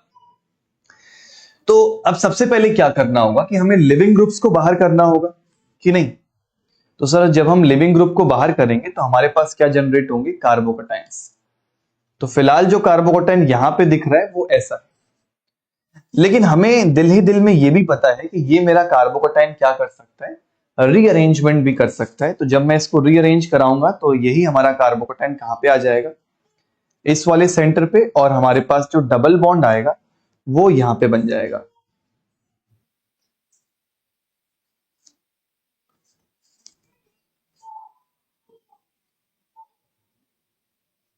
ठीक है, उसके बाद हम सेकेंड वाले सिस्टम में भी यही चीज करेंगे। जब हम सबसे पहले कार्बोकटाइन बनाएंगे तो हमारे पास इस सेंटर पे फिनाइल और यहां पे बनेगा क्या? कार्बोकटाइन। करेक्ट। अब यही कार्बोकटाइन क्या कर सकता है? रीअरेंजमेंट भी कर सकता है। तो हमारे पास डबल बॉन्ड यहां शिफ्ट हो जाएगा और फिनाइल वाले सेंटर के ऊपर क्या आके लग जाएगा? पॉजिटिव चार्ज लग जाएगा। बहुत बढ़िया। यहां तो सिंपल सादा जीवन दिखाई दे रहा है सर कि 3 डिग्री कार्बोकटाइन प्रेजेंट है, 9 अल्फा हाइड्रोजन है। उसके बाद इस वाले सेंटर में जैसे ही लिविंग ग्रुप बाहर जाएगा, we are going to generate a carbocation. अगर मैं इसको भी रीअरेंज करा दूं तो हमारे पास डबल बॉन्ड यहां पे और पॉजिटिव यहां पे बन जाएगा। और लास्ट वाली सिचुएशन तो एक सिंपल अलाइलिक सेंटर ही है और इसके रेजोनेंस के बाद एकदम ऐसा ही हमें एक और कार्बोकटाइन दिख जाता है। अब मेरे से बोला जाता है कि इन सब के लिए क्या करिए? स्टेबिलिटी का ऑर्डर कंपेयर करिए। तो आइए समझते हैं कि क्या ऑर्डर होना चाहिए। बहुत इंपॉर्टेंट सवाल है। जैसे कुछ लोग कह रहे हैं कि सर सी का सबसे ज्यादा होगा। देखिए एक बेसिक सी चीज आप इसमें मिस कर रहे हैं। जब मैं इस कार्बोकटाइन को देखता हूं ना, बी वाले को, जब मैं सेकेंड वाले को सबसे पहले पकड़ता हूं तो मुझे क्या पता लगता है कि ये जो कार्बोकटाइन है ये रीअरेंज जब करेगा तो पॉजिटिव चार्ज यहां बन सकता है, वैसे ही पॉजिटिव चार्ज यहां बन सकता है। यानी इसके अंदर 2 कैरेक्टरिस्टिक्स हैं। एक कि ये जो कार्बोकटाइन है वो अलाइलिक है, और दूसरी कैरेक्टरिस्टिक ये है कि यही कार्बोकटाइन जो है वो 3 डिग्री भी है। है कि नहीं? हाँ सर, बात तो सही है। एक 3 डिग्री कार्बोकैटायन भी है और ये एक अलाइलिक सेंटर भी है। वहीं जब हम इसकी बात करते हैं सेकंड वाले की, तो ये वाला जो कार्बोकैटायन है ये हमारा एक 3 डिग्री कार्बोकैटायन भी है और इसी के साथ मैं कह सकता हूं कि ये बेंजाइलिक कार्बोकैटायन भी हो सकता है। ठीक है, बहुत बढ़िया। उसके बाद अगर हम अपने अगले वाले सेंटर को देखें तो ये जी होता है हमारे पास एक 3 डिग्री कार्बोकैटायन। ठीक है, एक चीज गड़बड़ हो गई, यहाँ पे क्या होना चाहिए था, हाइड्रोजन होना चाहिए था, राइट? तो ये 3 डिग्री नहीं होगा, ये होगा आपके पास, हम कह सकते हैं कि ये बेंजाइलिक भी है और अलाइलिक भी है, ऐसे बोल सकते हैं। ठीक है, उसके बाद हम थर्ड वाले पे आते हैं। ये 3 डिग्री स्टेबलाइज कार्बोकैटायन, इसके पास 9 अल्फा हाइड्रोजन है। इसकी बात करते हैं तो हम यूं कह सकते हैं कि 2 डिग्री होता है और साथ ही साथ अलाइलिक होता है। और लास्ट वाला जो सेंटर है ये सिर्फ एक अलाइलिक कार्बोकैटायन प्रेजेंट है। देखिए, अब इसके अंदर जो रेट ऑब्जर्व किया गया, एक एक्सपेरिमेंट कराया गया 80% एक्वस इथेनॉलिक कंडीशन के अंदर इस रिएक्शन इन सारों का रेट निकाला गया। क्लिटन ने तो बहुत ही बढ़िया से डाटा भी दिया हुआ है कि किसके लिए कितना रेट है, कौन ज्यादा है कौन कम है। अब इसके अंदर जब हम अपने पहले वाले कार्बोकैटायन को देखते हैं ना, जो कि एक 3 डिग्री भी है और एक अलाइलिक सेंटर भी है। वैसे भी हम जानते हैं कि 3 डिग्री कार्बोकैटायंस की स्टेबिलिटी ज्यादा होती है और 3 डिग्री के साथ साथ अगर उसे अलाइलिक का कंट्रीब्यूशन भी मिल जाता है ना, तो वो काफी स्टेबल हो जाता है। और ऐसे सिनारियो के अंदर जो रेट ऑब्जर्व किया जाता है वो सबसे फास्ट रेट ऑब्जर्व किया गया किसके लिए, लिखे कहां हम, चलो ऊपर लिख देते हैं। जो ए वाला प्रोटॉन है इसके लिए जो रेट ऑब्जर्व किया गया वो सबसे फास्टेस्ट रेट ऑब्जर्व किया गया। ए के बाद जो नंबर आया तो हमारे पास एक अलाइलिक सेंटर और एक बेंजाइलिक सेंटर। बेंजाइलिक भी स्टेबल है, अलाइलिक भी स्टेबल है, तो फिर इसके बाद हमारा नंबर आता है बी वाले का। ठीक है, अब 3 डिग्री वैसे तो बेंजाइलिक से ज्यादा स्टेबल होता है और अलाइलिक से भी, लेकिन दोनों का जो मिश्रण है वो 3 डिग्री से ज्यादा स्टेबल हो पाता है। तो ए के बाद किसका नंबर आता है, बी का। अब बी के बाद किसका नंबर आएगा, तो अभी हमारे पास सर एक 3 डिग्री कार्बोकैटायन है, एक 2 डिग्री प्लस अलाइलिक है। इन दोनों के अंदर जब कंपैरिजन हम करते हैं तो 3 डिग्री जीत जाता है और 3 डिग्री की स्टेबिलिटी क्या रहती है, ज्यादा। इसके बाद जब हमारे पास नंबर आएगा तो इसके बाद कोई डाउट नहीं है, ये डी आ जाएगा और डी के बाद सबसे कम आ जाएगा ई। जो इंपॉर्टेंट कंपैरिजंस हैं वो दो लोगों के बीच में है। एक तो जो आप भूलेंगे वो है कौन सा, सी और डी के बीच में कंपैरिजन, स्टार लगाएंगे। और दूसरा कंपैरिजन जो इंपॉर्टेंट है वो है बी और सी के बीच में कंपैरिजन, स्टार लगाएंगे। और ये आपके पास एक ओवरऑल रेट ऑफ SN1 या फिर आप कह सकते हैं स्टेबिलिटी ऑफ कार्बोकैटायन का ऑर्डर होता है। बोलिएगा जी, बात समझ में आ रही है या नहीं आ रही है?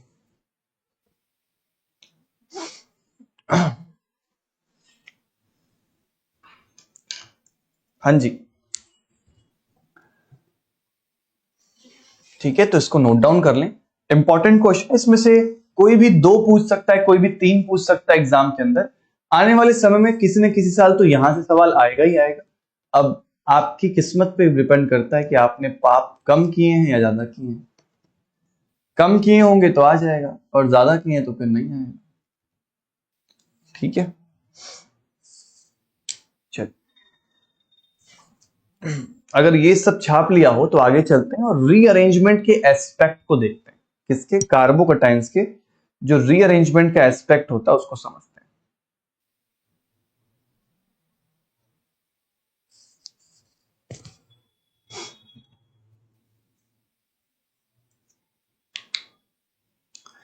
चला जाए, आई। तो अभी हम हेडिंग लिखेंगे क्या, रीअरेंजमेंट ऑफ कार्बोकैटायन। हमने ये जाना कि कार्बोकैटायंस बहुत स्टेबिलिटी हो भी सकते हैं और स्टेबिलिटी गेन करने के लिए अब हम ये देखेंगे कि ये कुछ कारनामे भी करते हैं और वही कारनामे होते हैं रीअरेंजमेंट के। एग्जाम्पल लेते हैं और फिर समझते हैं। मान लीजिए कि हमारे पास एक CH2 पॉजिटिव लगा था इस सेंटर पे और यहां हमारे पास क्या लगा हुआ है, एक CH3, एक CH3 और यहां से भी क्या लगा दिया, एक CH3। ध्यान से देखिए, अगर हम फिलहाल अपने इस कार्बोकैटायन को देखें तो ये एक ऐसा कार्बोकैटायन है जो कि 1 डिग्री सेंटर पे बना हुआ है।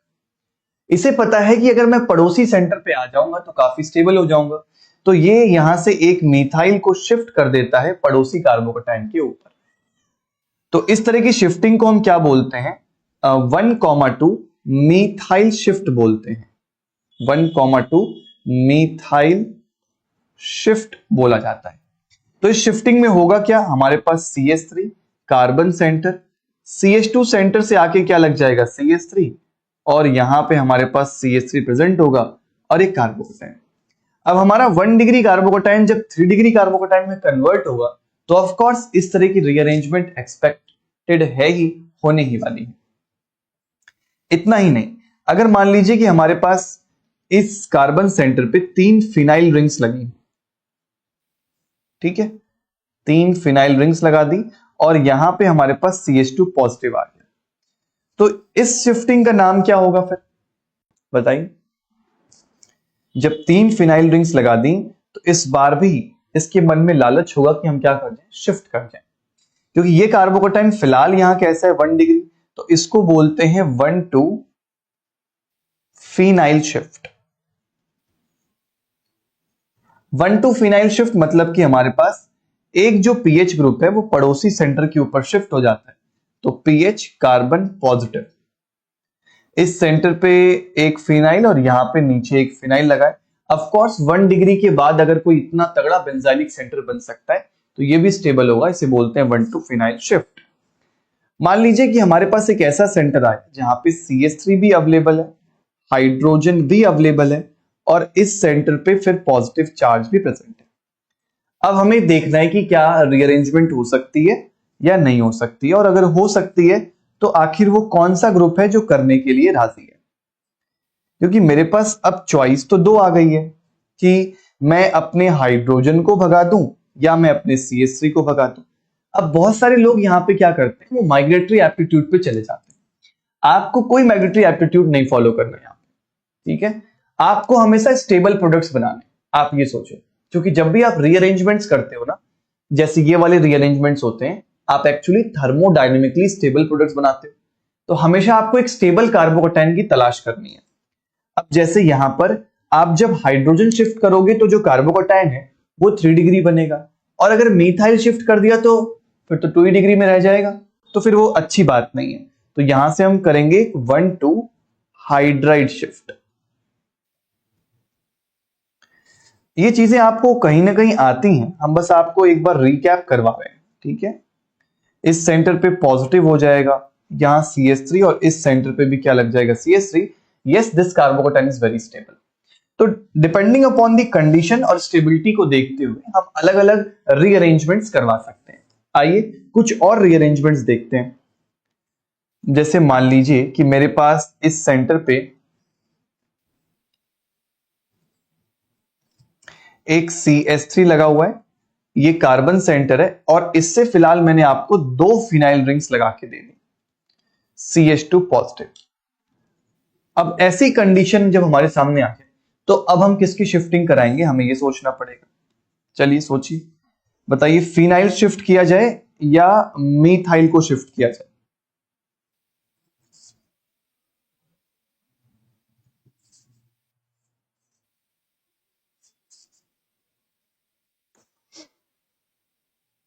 हाँ जी, सोचिए सोचिए सोचिए। देखिए, अब हमारे पास एक ऐसी कंडीशन आ गई है जहां हम एक मिथाइल भी शिफ्ट कर सकते हैं और एक अपना फिनाइल भी शिफ्ट कर सकते हैं। जब मैं इस सेंटर से अपने CH3 को शिफ्ट करता हूं, मान लीजिए 1,2 मिथाइल शिफ्ट कराता हूं, तो ऐसी कंडीशन में क्या होगा? हमारे पास सर एक कार्बन बनेगा, इसके ऊपर एक फिनाइल, इसके ऊपर 2 फिनाइल, यहां से हमारे पास क्या आएगा? CH2, और इस सेंटर पे क्या आएगा? हमारे पास CH3 और एक कार्बोकैटायन। अब फिलहाल आप इस कार्बोकैटायन को ध्यान से ऑब्जर्व करिए, यहां पर हमारे पास PH और PH, 2 फिनाइल वाले ग्रुप्स लगे हुए हैं। ये सेंटर एक 3 डिग्री जैसा भी सेंटर हो सकता है, काफी स्टेबल हो सकता है। तो हमारे पास जब 2 फिनाइल वाले हैं तो ये तो ज्यादा स्टेबल सेंटर हुआ, हमें एक स्टेबल कार्बोकेटाइन बनाना था, तो हमने 1,2 क्या कराया, मीथाइल शिफ्टिंग कराई। हमेशा ध्यान एक ही चीज रखना है, आपको स्टेबल कार्बोकेटाइन्स बनाने। मान लीजिए आपके पास यहां पे एक फिनाइल है, यहां CH3 है और यहां हाइड्रोजन है। मैंने तीनों ही क्या कर दिए, अलग अलग कर दिए। कार्बन सेंटर, इस पर एक फिनाइल, इस पर एक CH3 और इस पर एक हाइड्रोजन। ठीक है, इस सेंटर से मेरे पास CH2 पॉजिटिव, यहां पे हाइड्रोजन हाइड्रोजन और एक हाइड्रोजन ऐसे लगा दिया, या चलो एक CH3 लगा देते हैं यार। चल, अभी फिलहाल हमें शिफ्टिंग करनी है, अभी करा के देखिए। उसके बाद एक सिनारियो और ले रहे हैं। हमारे पास एक कार्बन सेंटर पे CH3 है, फिनाइल है और फिनाइल के साथ एक हाइड्रोजन लगा। पड़ोसी सेंटर पे पॉजिटिव है, हाइड्रोजन है और यहां से OCH3 ग्रुप भी लगाया हुआ है। चलिए,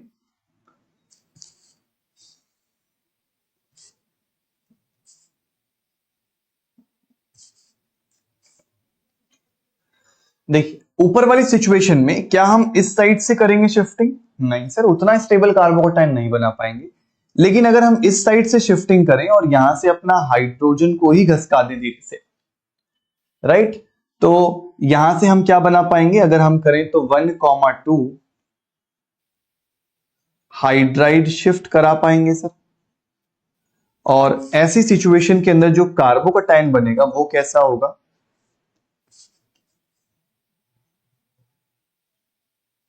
तो फिनाइल सेंटर, कार्बन सेंटर पे पॉजिटिव आ जाएगा, इस सेंटर पे CH3, यहां CH2 और इसके ऊपर क्या लग जाएगा?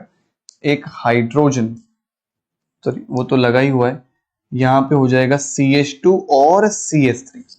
This is going to be the complex. और अभी फिलहाल अगर हम कार्बोकेटाइनिक सेंटर को देखें तो सर ये बेंजाइलिक कार्बोकेटाइन है और साथ ही साथ इसके पास काफी अल्फा हाइड्रोजन्स भी हैं, तो ये काफी स्टेबल होने वाला है। ठीक है, अगला केस बताइए, सिक्स्थ वाला, किधर से कराएंगे? क्या हम इस वॉयलेट कलर की साइड से शिफ्टिंग कराएं या हम इस रेड कलर वाले साइड से शिफ्टिंग कराएं? अब हम जानते हैं कि प्लस साइन एक डोमिनेंट इफेक्ट होता है, तो चाहे जो हो जाए, इस हाइड्रोजन को तो चाहिए क्या, सॉरी इस पॉजिटिव चार्ज को तो चाहिए क्या, ऑक्सीजन का प्लस साइन। तो ये सेंटर्स तो ऐसे ही देखते रह जाएंगे जैसे ये लगे हुए हैं। और हमारा जो, अच्छा सॉरी यहां पे CH2 नहीं होगा, CH होगा। अगर आपने छाप लिया है CH2 तो करेक्ट कर लीजिएगा। और इस सेंटर पे पॉजिटिव आएगा बिकॉज यहां एक ऑक्सीजन प्रेजेंट है जो कि प्लस M इफेक्ट से क्या करता है, डोमिनेट। और ऐसे कार्बोकेटाइन्स के लिए ऑक्टेट कंप्लीट कर देता है, उसके सराउंडिंग में अब 8 इलेक्ट्रॉन्स प्रेजेंट हो जाते हैं। ठीक है, तो इस तरीके से कुछ बेसिक रीअरेंजमेंट्स हम करा सकते हैं। This is mechanism topic sir? No sir, this is intermediates.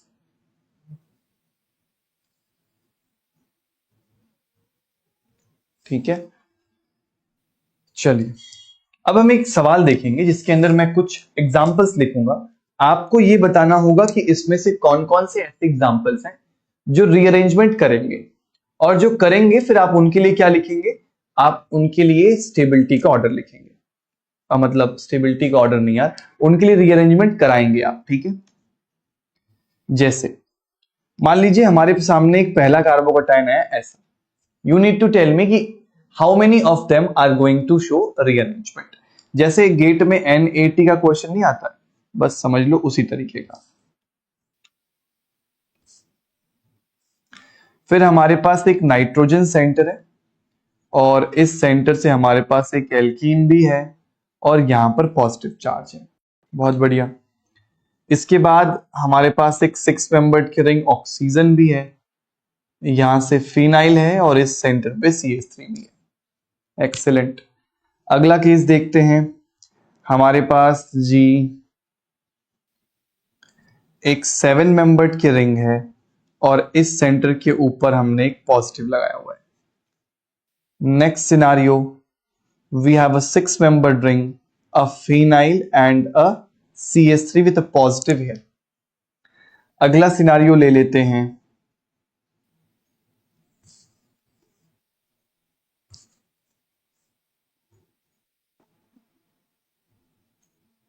Double bond double bond double bond.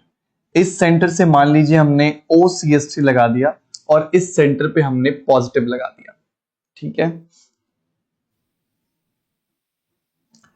या इसको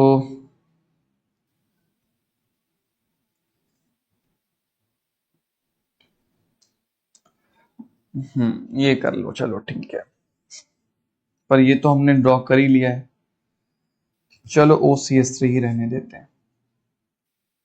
हाँ जी, ये हमने आपके सामने 6 मॉलिक्यूल्स बनाए, इसमें से आपको पहचानना है कि कहां कहां रीअरेंजमेंट होगी और कहां नहीं होगी, और जहां होगी वहां आपको करानी भी होगी फिर।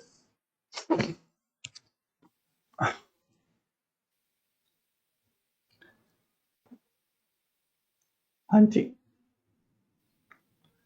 चलिए देखते हैं। जैसे पहला वाला एग्जाम्पल अगर आप देखोगे तो आपका जो कार्बोकटायन है वो किस सेंटर पे बना हुआ है, वो एक CH2 सेंटर यानी यहां बना हुआ है। अब इसके पास जरूर लालच होगा सर कि ये कहां पे आ जाए, तो बेंजाइलिक सेंटर पे आ जाए, तो यहां से ये क्या करेगा 1,2 हाइड्राइड शिफ्ट करेगा और हमारे पास इस बेंजाइलिक सेंटर के ऊपर क्या बनेगा, कार्बोकटायन का फॉर्मेशन होगा, यानी yes the first one will definitely show rearrangement. Clear है? हाँ बताइए, क्या सेकंड वाला रीअरेंजमेंट शो करेगा? Will the second one show any rearrangement? देखिए सेकंड वाले को ध्यान से समझिए, इसके पड़ोस में एक नाइट्रोजन है जो इसको +M से स्टेबलाइज कर रहा है। अगर इसको +M की स्टेबिलिटी मिल रही है तो फिर ये कहां जाएगा, कहीं नहीं जाना चाहेगा सर, ऑलरेडी बहुत स्टेबल है। अगर ये ऑलरेडी स्टेबल है तो फिर ये कहीं नहीं जाएगा, और ऐसी सिचुएशन में हम बोलेंगे ना, ये रीअरेंज नहीं करेगा। हाँ, थर्ड वाले के बारे में क्या ख्याल है, will it show any rearrangement और नॉट? इसके पास भी ऑक्सीजन के +M की स्टेबलाइजेशन है, तो कहीं नहीं जाएगा, ये काफी स्टेबल है सर, तो ये भी कोई रीअरेंजमेंट शो नहीं करेगा। इस सिनारियो की बात करें सर, हाँ ये जरूर कर सकते हैं, जब हम यहां से 1,2 हाइड्राइड शिफ्ट करते हैं तो ये एक ट्रोपाइलियम कटाइन जो कि एक एरोमेटिक सिस्टम है उसके अंदर कन्वर्ट हो सकता है, ठीक है। इस सेंटर पे हमारे पास हाइड्रोजन और हाइड्रोजन, और अब पॉजिटिव चार्ज नीचे बच जाएगा, तो यस यहां पे रीअरेंजमेंट होने वाली है। इस वाली सिचुएशन में ऑफ कोर्स होने वाली है। हमारे पास एक फिनाइल ग्रुप है और हमारे पास एक CH3 ग्रुप है। अब हम किसको माइग्रेट कराएं? यार देखो, अगर हमने फिनाइल को माइग्रेट करा दिया तो हमारे पास सिर्फ हाइपर कॉन्जुगेशन ही एज अ स्टेबलाइजिंग फैक्टर बचेगा, लेकिन अगर हम यहां से मीथाइल को शिफ्ट कराएं तो फिर हाइपर कॉन्जुगेशन भी मिलेगा, और सर यहां से हमारे पास बेंजाइलिक सेंटर तो मिलेगा ही मिलेगा, यानी ये एक ज्यादा स्टेबल कार्बोकटाइन की तरह सामने उभर के आ रहा है। तो हम थर्मोडायनेमिकली स्टेबल प्रोडक्ट बनाते हैं, स्टेबल कार्बोकटाइन्स बनाते हैं, तो ये ज्यादा स्टेबल कंडीशन हुई सर।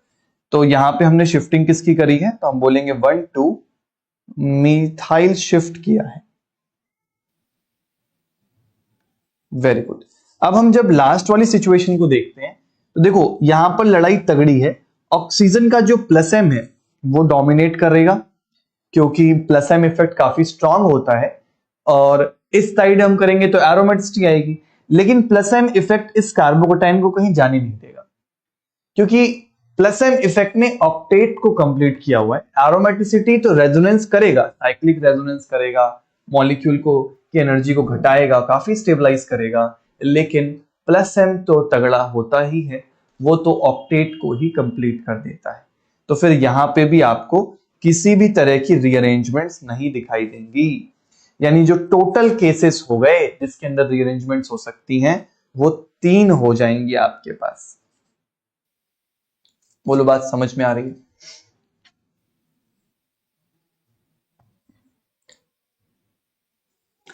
एरोमेटिसिटी नहीं यार, +M इफेक्ट जो होता है ना वो काफी डोमिनेंट इफेक्ट होता है, जो डोमिनेट करता है एरोमेटिसिटी के ऊपर, ठीक है।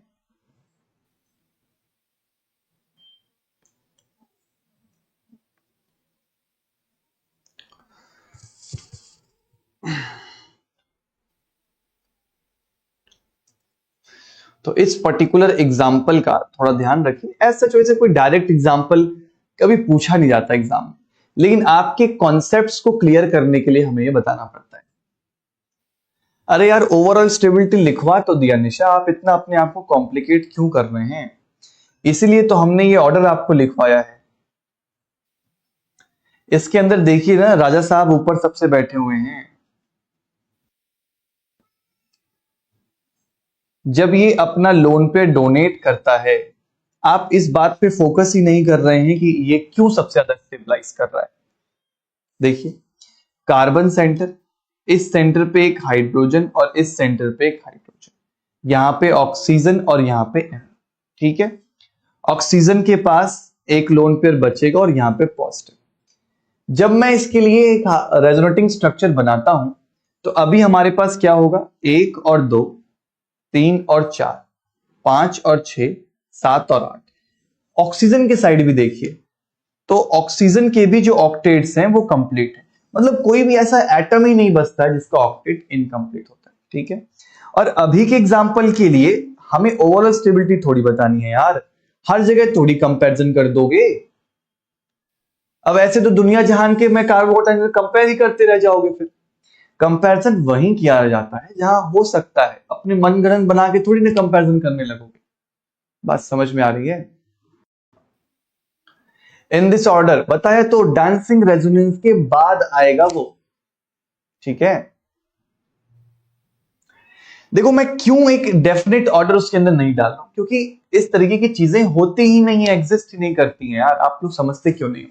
लेकिन आपको क्या चाहिए होता है? सर एक ऑर्डर बता दो जो हम रट्टा मार लें।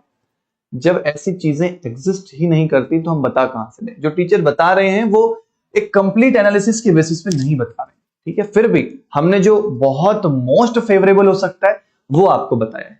कभी आपसे ऐसा पूछेगा ही नहीं। डांसिंग रेजोनेंस और एरोमेटिसिटी में अगर फंसोगे तो मैंने अलग से नोट करके लिखवा दिया, उसका ध्यान रखना, ठीक है।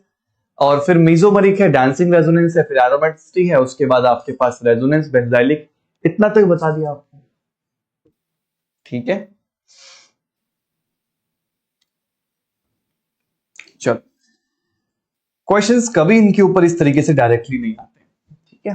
क्वेश्चन जैसे आते हैं, आप करोगे प्रैक्टिस तो आपको खुद ही दिखाई देगा कि प्रीवियस ईयर कैसे कैसे आए हुए हैं। अभी दिसंबर वाले एग्जाम में ही रीअरेंजमेंट के ऊपर एक क्वेश्चन आया हुआ था इस बार, उसमें कुछ पूछा था, मुझे अभी एग्जैक्ट क्वेश्चन ध्यान नहीं, कर लेंगे क्वेश्चन को आगे जब हम डिस्कस करेंगे। तो चले आगे, बताइए।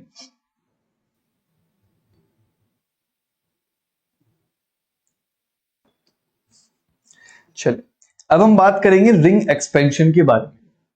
देखो, रिंग्स की कहानी तो हम जानते ही हैं। एक 3 मेंबर्ड की रिंग हो हमारे पास, एक 4 मेंबर्ड की रिंग हो, इसके बाद मान लो 5 मेंबर्ड की रिंग हो, और एक 6 मेंबर्ड की रिंग हो, और एक 7 मेंबर्ड की रिंग हो। इन सब में सबसे ज्यादा स्टेबल जो रिंग होती है वो 3 मेंबर्ड की होती है, क्योंकि जैसे जैसे हम आगे बढ़ रहे होते हैं वैसे वैसे क्या होता है, रिंग की स्ट्रेन कम होती है, बॉन्ड एंगल थोड़ा बढ़ता रहता है, तो सर स्ट्रेन रिलीज होता रहता है। तो एक 3 मेंबर्ड रिंग 4 में जाना चाहती है, 4 मेंबर्ड रिंग 5 में जाना चाहती है, 5 मेंबर्ड रिंग 6 में जाना चाहती है, और जो 7 मेंबर्ड रिंग होती है ये उल्टा 6 में आना चाहती है। अब ये क्यों आना चाहती है सर? क्योंकि इसके अंदर दूसरे फैक्टर्स हैं, जैसे टॉर्शनल स्ट्रेन होता है जो बॉन्ड की एक्लिप्सिंग फॉर्म में आने की वजह से लगता है, और जो चेयर फॉर्म होता है इसके अंदर तो कोई टॉर्शनल स्ट्रेन भी नहीं होता, क्योंकि ये चेयर साइक्लोहेक्सेन जो होता है चेयर फॉर्म में चली जाती है। तो सारी जो रिंग्स होती हैं वो किस में आना चाहती हैं? 6 मेंबर्ड रिंग के अंदर कन्वर्ट होना चाहती है, because this is highly stable, ठीक है। तो जब हम ऐसी किसी सिचुएशन में आते हैं, जैसे मान लीजिए कि हमारे पास एक 4 मेंबर्ड की रिंग है और इस वाले सेंटर पे मैंने कार्बोकटायन बना रखा है, तो अब इस 4 मेंबर्ड रिंग में पहले तो जब हम ध्यान से देखें तो हम ऐसा भी करा सकते हैं कि हम क्या करेंगे, इस सेंटर से 1,2 हाइड्राइड शिफ्ट करेंगे और हम बोलेंगे कि हमारा जो कार्बोकटायन है वो ऐसा एक मोर सब्स्टिट्यूट 3 डिग्री बन जाएगा और ये काफी स्टेबल हो जाएगा।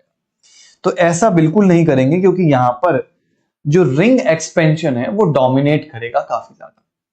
जब भी रिंग की एक्सपेंशन की बात आएगी तो सबसे पहले आपको रिंग एक्सपेंशन के बारे में एक बार जरूर सोचना है। जब आप इस 4 मेंबर्ड रिंग को ध्यान से देखते हैं तो आपको क्या पता लगेगा कि यार अगर ये वाला बॉन्ड यहां से तोड़ दिया जाए और यहां पर फॉर्म कर दिया जाए तो क्या होगा। तो ऐसा करते हैं, पुराने वाले बॉन्ड को तोड़ देते हैं और नए वाले बॉन्ड को यहां पर फॉर्म कर देते हैं। तो जहां से बॉन्ड तोड़ा है वहां तो पॉजिटिव आ जाएगा। और अब ऐसा करने के बाद आपने एक 5 मेंबर्ड की रिंग बना ली है, तो यही 5 मेंबर्ड की रिंग मैं बना दूंगा और इस सेंटर पे पॉजिटिव चार्ज होगा और मैं बोलूंगा हाँ, हमारा कार्बोकैटायन रिंग एक्सपेंशन के प्रोसेस में गया है। बोली बात समझ में आ रही है। मान लीजिए कि हमारे पास ऐसे ही एक 5 मेंबर्ड की रिंग हो और इस सेंटर पे पॉजिटिव चार्ज हो। अब जब रीअरेंजमेंट होगी तो क्या होगा, जल्दी करिए, ये सब आपको आता है कहीं ना कहीं यार, बस हम आपको याद दिला रहे हैं, जो फटाफट करिए।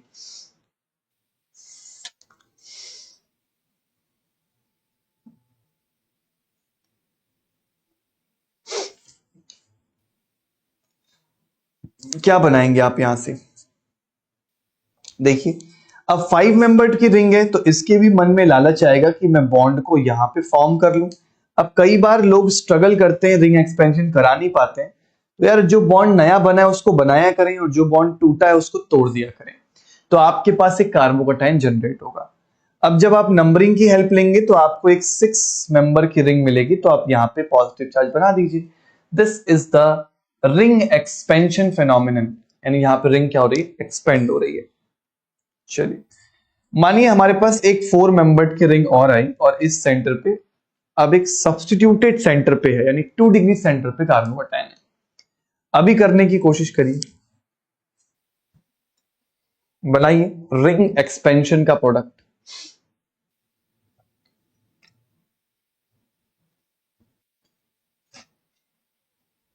देखिए अब ऐसी सिचुएशन में हम क्या कर सकते हैं, ये जो हमारे पास बॉन्ड है ये सर यहां से तो डिटैच होगा और इस वाले सेंटर पे फॉर्म होना चाहेगा। तो यहां से सर जो बॉन्ड टूट गया है अब उसको ना ड्रॉ करते हुए एक नया बॉन्ड अपना हम ड्रॉ कर देंगे। ये पॉजिटिव चार्ज यहां पे शिफ्ट हो जाएगा। इसको जब हम थोड़ा सा चेक करेंगे तो हमारे पास एक 5 मेंबर्ड की रिंग होगी और जहां CH3 लगा है उसी के पड़ोस में क्या आ जाएगा, पॉजिटिव चार्ज। क्या हम इसको यहीं पे छोड़ देंगे, बताइए, should I leave this carbocation here only? नहीं, आप तब तक रीअरेंजमेंट कराते रहिए जब तक आपको सबसे स्टेबल फॉर्म ना मिल जाए। इसका मतलब यहां से जो हाइड्रोजन है ये क्या करेगा, 1,2 मीथाइल शिफ्ट करेगा। तो इस सेंटर पे आपके पास एक कार्बोकैटायन बनेगा और यहां पर हाइड्रोजन और हाइड्रोजन आ जाएगा। ठीक है, बहुत बढ़िया। चलिए मान लीजिए आपके पास एक हमने 6 मेंबर्ड की रिंग बना ली है, ठीक है, और इस सेंटर पे पॉजिटिव चार्ज लगा दिया। अब क्या होगा बताइए।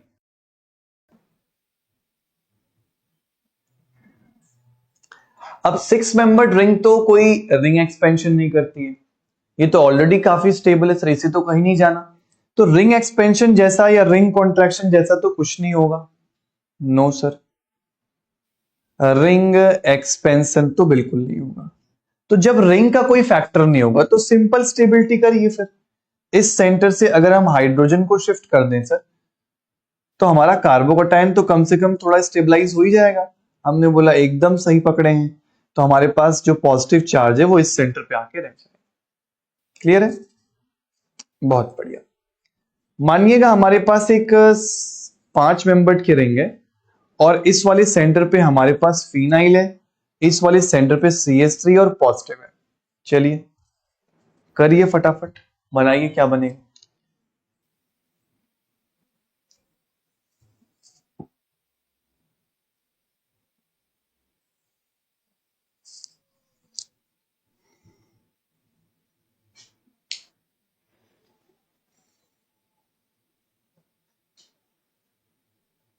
हाँ जी सर, कार्बोकैटायन तो दिख रहा है जस्ट आगे वाले सेंटर पे, तो हमारी रिंग तो एक्सपेंड करेगी।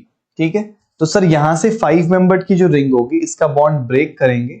अब इस वाले सेंटर पे हम फॉर्म करने लगेंगे, तो हमारे पास क्या बनेगा, एक 5 मेंबर्ड की रिंग अब कन्वर्ट होने लगी है 6 मेंबर्ड के अंदर। बाकी सब्स्टिट्यूएंट्स तो जैसे लगे हैं वैसे लगे रहने देंगे, पॉजिटिव आ जाएगा यहाँ। ये हमारे पास केस बना। अब इसको जब हम कन्वर्ट करेंगे तो पता लगेगा सर ये एक 6 मेंबर्ड की रिंग है, पॉजिटिव यहां है और इस सेंटर पे फिनाइल है और इस सेंटर पे CH3। अभी हम थोड़ी देर पहले इस क्वेश्चन के साथ डील कर रहे थे। क्या ये यहीं रुकेगा? बिल्कुल नहीं, ये अभी भी रीअरेंजमेंट करेगा और ये सबसे स्टेबल फॉर्म में जाना चाहेगा।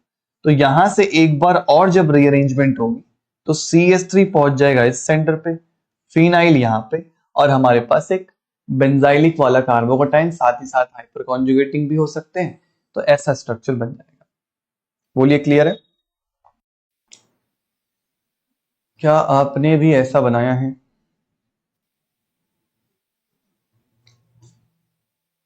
बहुत बढ़िया।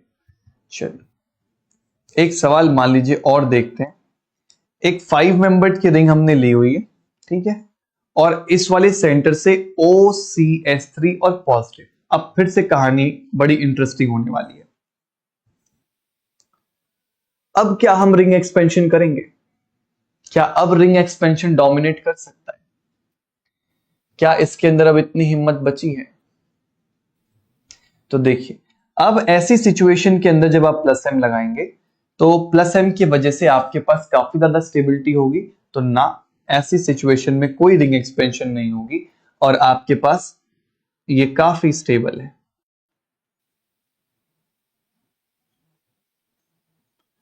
यानी सब चीज पे भारी कौन पड़ता है? हमारा प्लस एम इफेक्ट सब चीज पे भारी पड़ रहा है। एरोमेटिसिटी पे भी भारी पड़ गया, रिंग एक्सपेंशन पर भी भारी पड़ गया। इसने अलाउ ही नहीं किया कि रिंग कोई एक्सपेंड हो सके।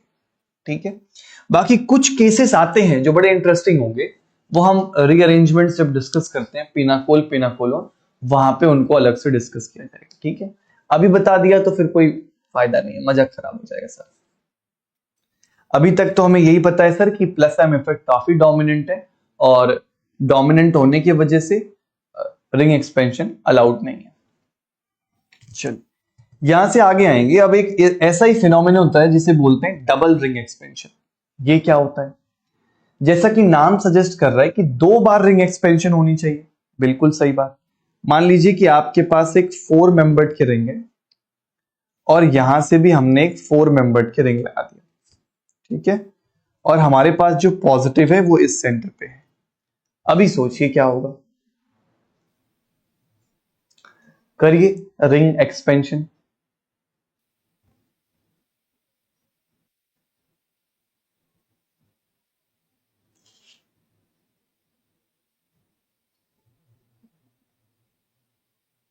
देखिए, हमने तो अभी फिलहाल आपको बता दिया कि ये डबल रिंग एक्सपेंशन का केस है, तो 2 बार तो कराना ही है। अब जैसे ये 4 मेंबर्ड की रिंग है तो पहले ये सोचेगी यार कि मुझे कुछ स्टेबिलिटी मिल जाए, तो अपना बॉन्ड तोड़ेगी और इस वाले सेंटर पे शिफ्ट हो जाएगी। तो हमारे पास एक 5 मेंबर्ड की रिंग, अगर बनाने में तकलीफ होती है तो पहले जो नया बॉन्ड बनाया है वो बना लीजिए। अब इसको ध्यान से देखेंगे तो आपको लगेगा कि यार अच्छा, एक 4 मेंबर्ड की रिंग है, यहां से अपन ने एक 5 मेंबर्ड की रिंग बनाई है, वो भी स्पाइरो स्टेट में बनाई है। फिर सर ये वाला बॉन्ड भी यहां से टूट के एक्सपेंड होना चाहेगा ताकि एक नया बॉन्ड बन जाए। ये हम करा रहे हैं second time the ring expansion. तो यहां से जो बन रहा है सर वो क्या होगा? ये हो गया हमारे पास सिस्टम। उसके बाद यहां से टिंग टिंग टिंग एक 5 मेंबर्ड की रिंग तो लगी हुई थी, तो पहले वो भी लगा देते हैं। ठीक है, अब एक नया बॉन्ड फॉर्म हुआ है जो इन सेंटर के बीच में हुआ है। पॉजिटिव चार्ज जहां से तोड़ा है वहां से। अब जब आप नंबरिंग करेंगे तो आपको क्लियर कट आइडिया होगा कि अच्छा, ये एक्चुअली एक ऐसा सिनारियो है जिसके अंदर 2 5 मेंबर्ड की रिंग्स हैं और किसी एक जंक्शन के ऊपर हम क्या बना सकते हैं? पॉजिटिव चार्ज बना सकते हैं। तो 2 फ्यूज्ड रिंग्स आएंगी और इस तरीके से कार्बोकेटाइन रीअरेंज हो चुका होगा। नाउ अगर मान लीजिए मैं यही सिनारियो इसके साथ दे दूं तो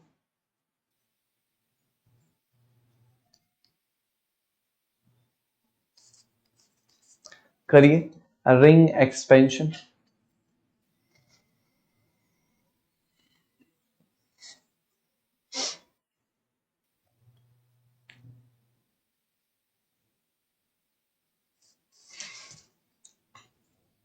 इसके अंदर क्या होगा? वही होगा जो ऊपर हुआ था। ऊपर दोनों 4 मेंबर्ड की रिंग एक्सपेंड कर करके किस में चली गई थी, 5 मेंबर्ड में, और ये किस में चली जाएंगी फिर, 6 मेंबर में। कराने आना चाहिए लेकिन, जैसे अगर पॉजिटिव मैंने यहां बना दिया तो एक बात क्लियर है कि हमारे पास यहां से जो डबल बॉन्ड है वो शिफ्ट होगा इसके ऊपर। तो हमारे पास क्या बनेगा, एक 5 मेंबर्ड की रिंग, ठीक है, यहां पे अपन ने बॉन्ड फॉर्म किया होगा। अगर बनाने में दिक्कत आती है तो पहले बॉन्ड बना लिया करिए और पॉजिटिव चार्ज को भी बना लिया करिए, ऐसा कुछ बनेगा। इसके बाद दूसरी वाली रिंग भी एक्सपेंड करना चाहती है तो ये वाली रिंग भी यहां से टूट के इस वाले सेंटर पे बॉन्ड को फॉर्म करेगी। तो अगर आप ध्यान से चेक करेंगे तो आपके पास ये एक 6 मेंबर्ड रिंग तो थी ही, यहां से आपके पास एक 5 मेंबर्ड का रिंग था, और आपने अभी जो नया बॉन्ड बनाया है वो कुछ इस सेंटर पे बनाया है, और आपका जो पॉजिटिव चार्ज है वो यहां पे है। अब दो 6 मेंबर्ड की रिंग आपको दिखाई देंगी, तो जब हम इनको बनाएंगे तो दो 6 मेंबर्ड की रिंग फ्यूज्ड होंगी और जंक्शन के ऊपर क्या आ जाएगा, पॉजिटिव चार्ज आ जाएगा। ठीक है, बहुत बढ़िया। चलो एक सिनारियो और लेते हैं। मान लीजिए कि हमारे पास यहां पर एक 5 मेंबर्ड की रिंग है, इस पे पॉजिटिव चार्ज है, और यहां 4 मेंबर्ड की रिंग है। अभी क्या हो सकता है,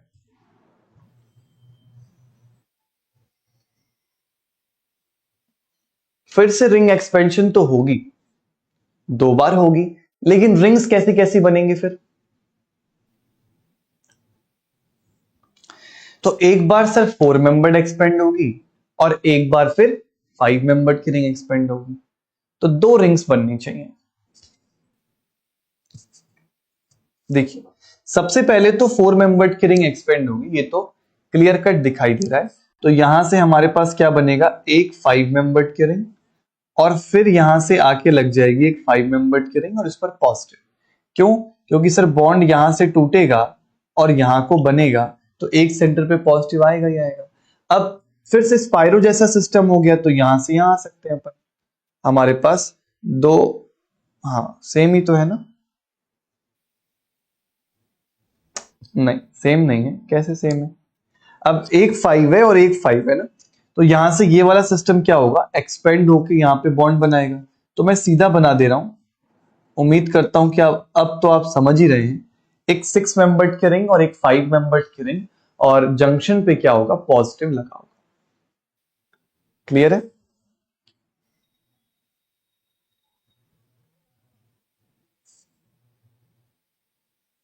बहुत बढ़िया। अब डबल रिंग एक्सपेंशन देखने के बाद हम बात करेंगे ब्रेड्स रूल के बारे में। देखो कार्बोकटायंस के स्टेबिलिटी में एक छोटा रूल होता है जिसका नाम होता है ब्रेड्स रूल। वैसे किसी न किसी रूप में हमने ये सुना होता है, स्टीरियो में भी हमने आपको थोड़ा बहुत ब्रेड्स रूल के बारे में बताया था जब हम कायरल्टी इन दी अमीन्स पढ़ रहे थे या वेल्डन इन्वर्जन वाला फिनोमिनन पढ़ रहे थे। देखिए ब्रेड्स रूल ने हमें यह बोला कि किसी भी ब्रिजहेड सेंटर के ऊपर कार्बोकटायंस जो होते हैं वो स्टेबल नहीं हो सकते हैं, दीज आर नॉट स्टेबल। हमने देखा भी। अब ऐसा इसलिए होता है क्योंकि जब कार्बोकटायंस बनते हैं ना, तो इस सेंटर की जो हाइब्रिडाइजेशन है वो sp2 हो जाती है, और sp2 होने का मतलब कि इसका शेप क्या होना चाहिए, ट्राइगोनल प्लेनर होना चाहिए। और ट्राइगोनल प्लेनर शेप ये एक्वायर कर नहीं पाता क्योंकि बहुत स्ट्रेन आता है, ये फ्लैट हो जाएगा अगर ट्राइगोनल प्लेनर होना पड़ेगा, और ऐसा हो नहीं पाता, दैट्स व्हाई हम कहते हैं कि दिस इज नॉट स्टेबल। अब आप मुझे बताइए कि अगर मैं किसी ब्रिजहेड सेंटर के ऊपर एक अनायन बनाता हूं तो क्या ये स्टेबल होगा या ये भी नहीं होगा। हाँ जी, इज दिस अनायन स्टेबल और नॉट।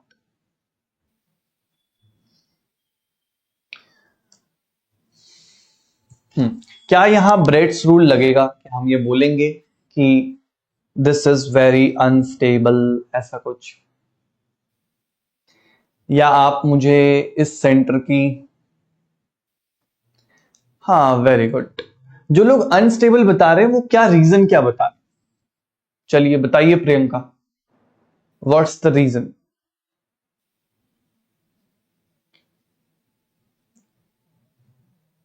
बोलिए।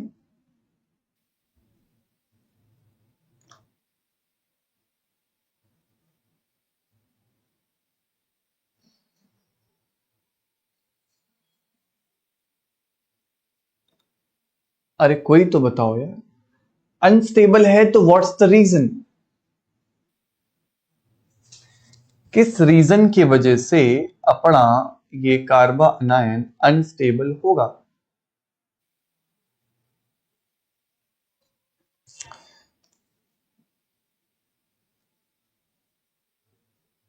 यार देखो, जब हम इस सेंटर की हाइब्रिडाइजेशन को देखेंगे तो फिलहाल ये हाइब्रिडाइजेशन sp3 है, और sp3 में तो कोई प्रॉब्लम ही नहीं है।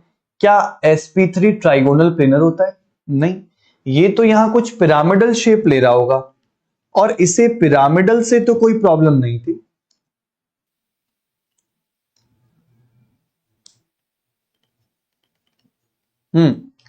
पिरामिडल शेप से तो कोई प्रॉब्लम नहीं है, तो अनायन बनेगा, कोई प्रॉब्लम।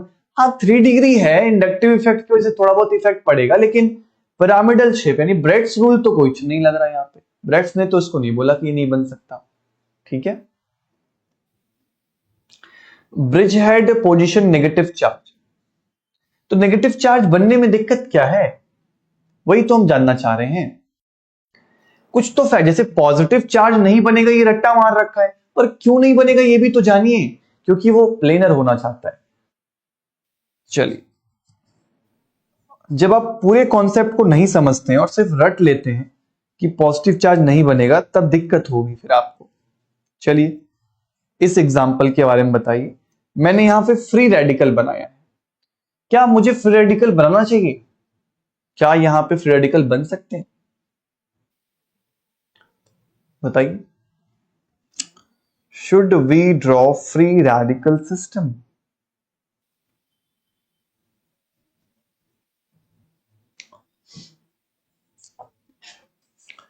यस, राहुल बताओ कि फ्री रेडिकल के केस में कार्बन सेंटर की हाइब्रिडाइजेशन क्या होगी? What is the hybridisation for the radical system? sp2। अगर फ्री रेडिकल sp2 होते हैं तो आप ही मुझे बताइए कि क्या ये बनना चाहेगा? sp2 सर ट्राइगोनल प्लेनर हो जाते हैं, इसको भी वही तकलीफें हैं जो कार्बोकटाइन को हैं, लेकिन हमने याद इतना ज्यादा कार्बोकटाइन को कर लिया है सर कि अब हमें फर्क ही नहीं पड़ता कि आप क्या पूछेंगे हमसे। हम तो कार्बोकटाइन को सोच के ही जवाब देंगे। ऐसा मत करिए, हाइब्रिडाइजेशन चेक करिए सेंटर की कि वो क्या है। अगर वो sp2 हो रहा है तब वो ट्राइगोनल प्लेनर होना चाहेगा, और ऐसे केस में ब्रेड्स ने बोला कि फिर आप उस चीज को बना नहीं सकते, कहां पे? ब्रिजेट सेंटर पे, काफी अनस्टेबल होगा। चलिए, एक छोटा सवाल लेते हैं। मान लीजिए कि हमारे पास 3 अनायंस आ गए। एक अनायन मेरे पास यहां पे है, एक मेरे पास अनायन मान लीजिए यहां पे है, ठीक है, और एक अनायन हमने और बनाया है,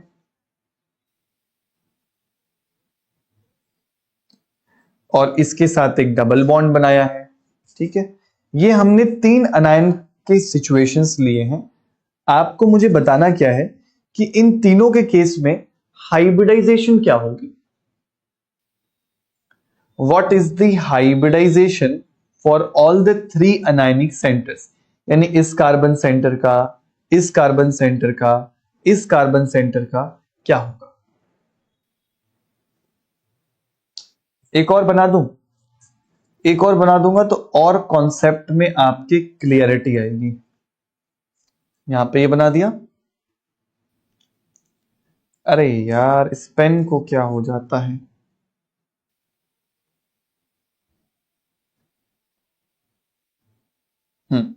ये चौथा, मतलब कि एक और बना दिया। चलिए बताइए, ये ए हो गया, ये बी हो गया, ये सी हो गया, और इसको मैंने डी बोल दिया। हाँ जी, सोच समझ के बताइएगा।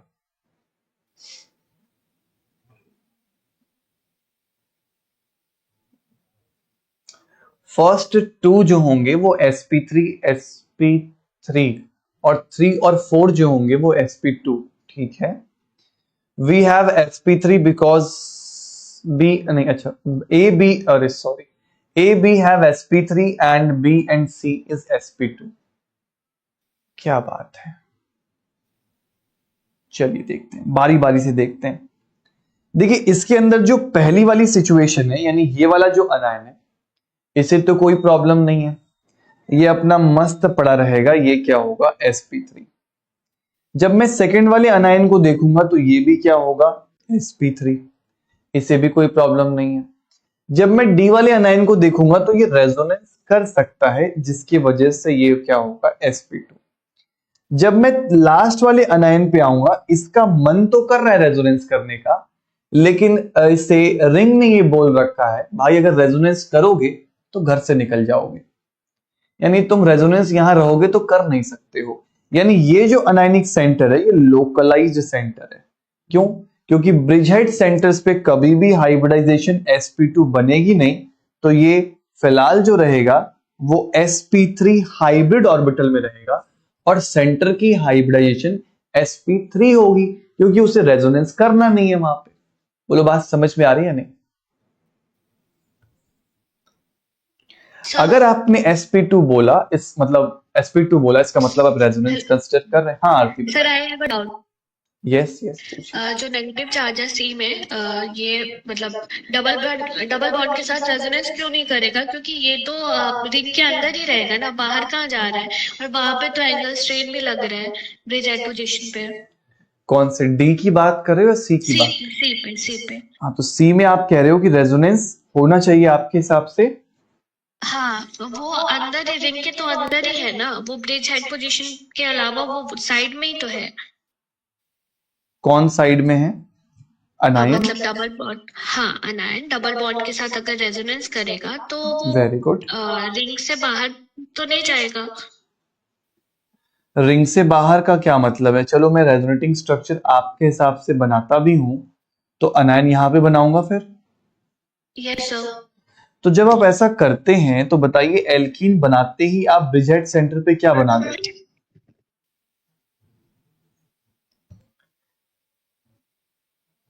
Yes sir.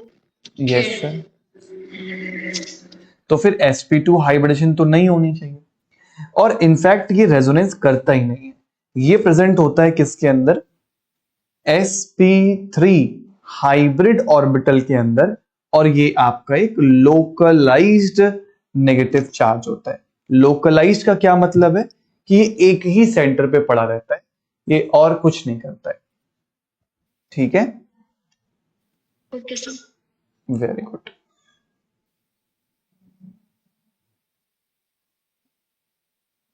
चलिए इसी से रिलेटेड एक क्वेश्चन और है जहां आप लोग बहुत मिस्टेक करते हैं, उसको भी डिस्कस कर लेते हैं, पर शायद इसके ऊपर चर्चा हमने पहले भी करी होगी।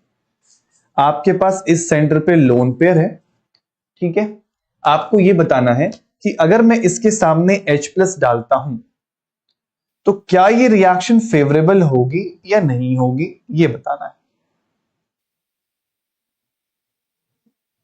बताइए, इज दिस रिएक्शन फेवरेबल और नॉट? स्टीरियोकेमिस्ट्री में हमने ये वाली चीज डिस्कस करी है शायद एक बार, पर फिर भी चलो कोई नहीं, रिपीट ही हो जाने दो। Is this reaction favourable? क्या मैं ब्रिजहेड सेंटर पे पॉजिटिव बनाऊंगा? बताइए, कोई तो होगा जो नो बोलेगा।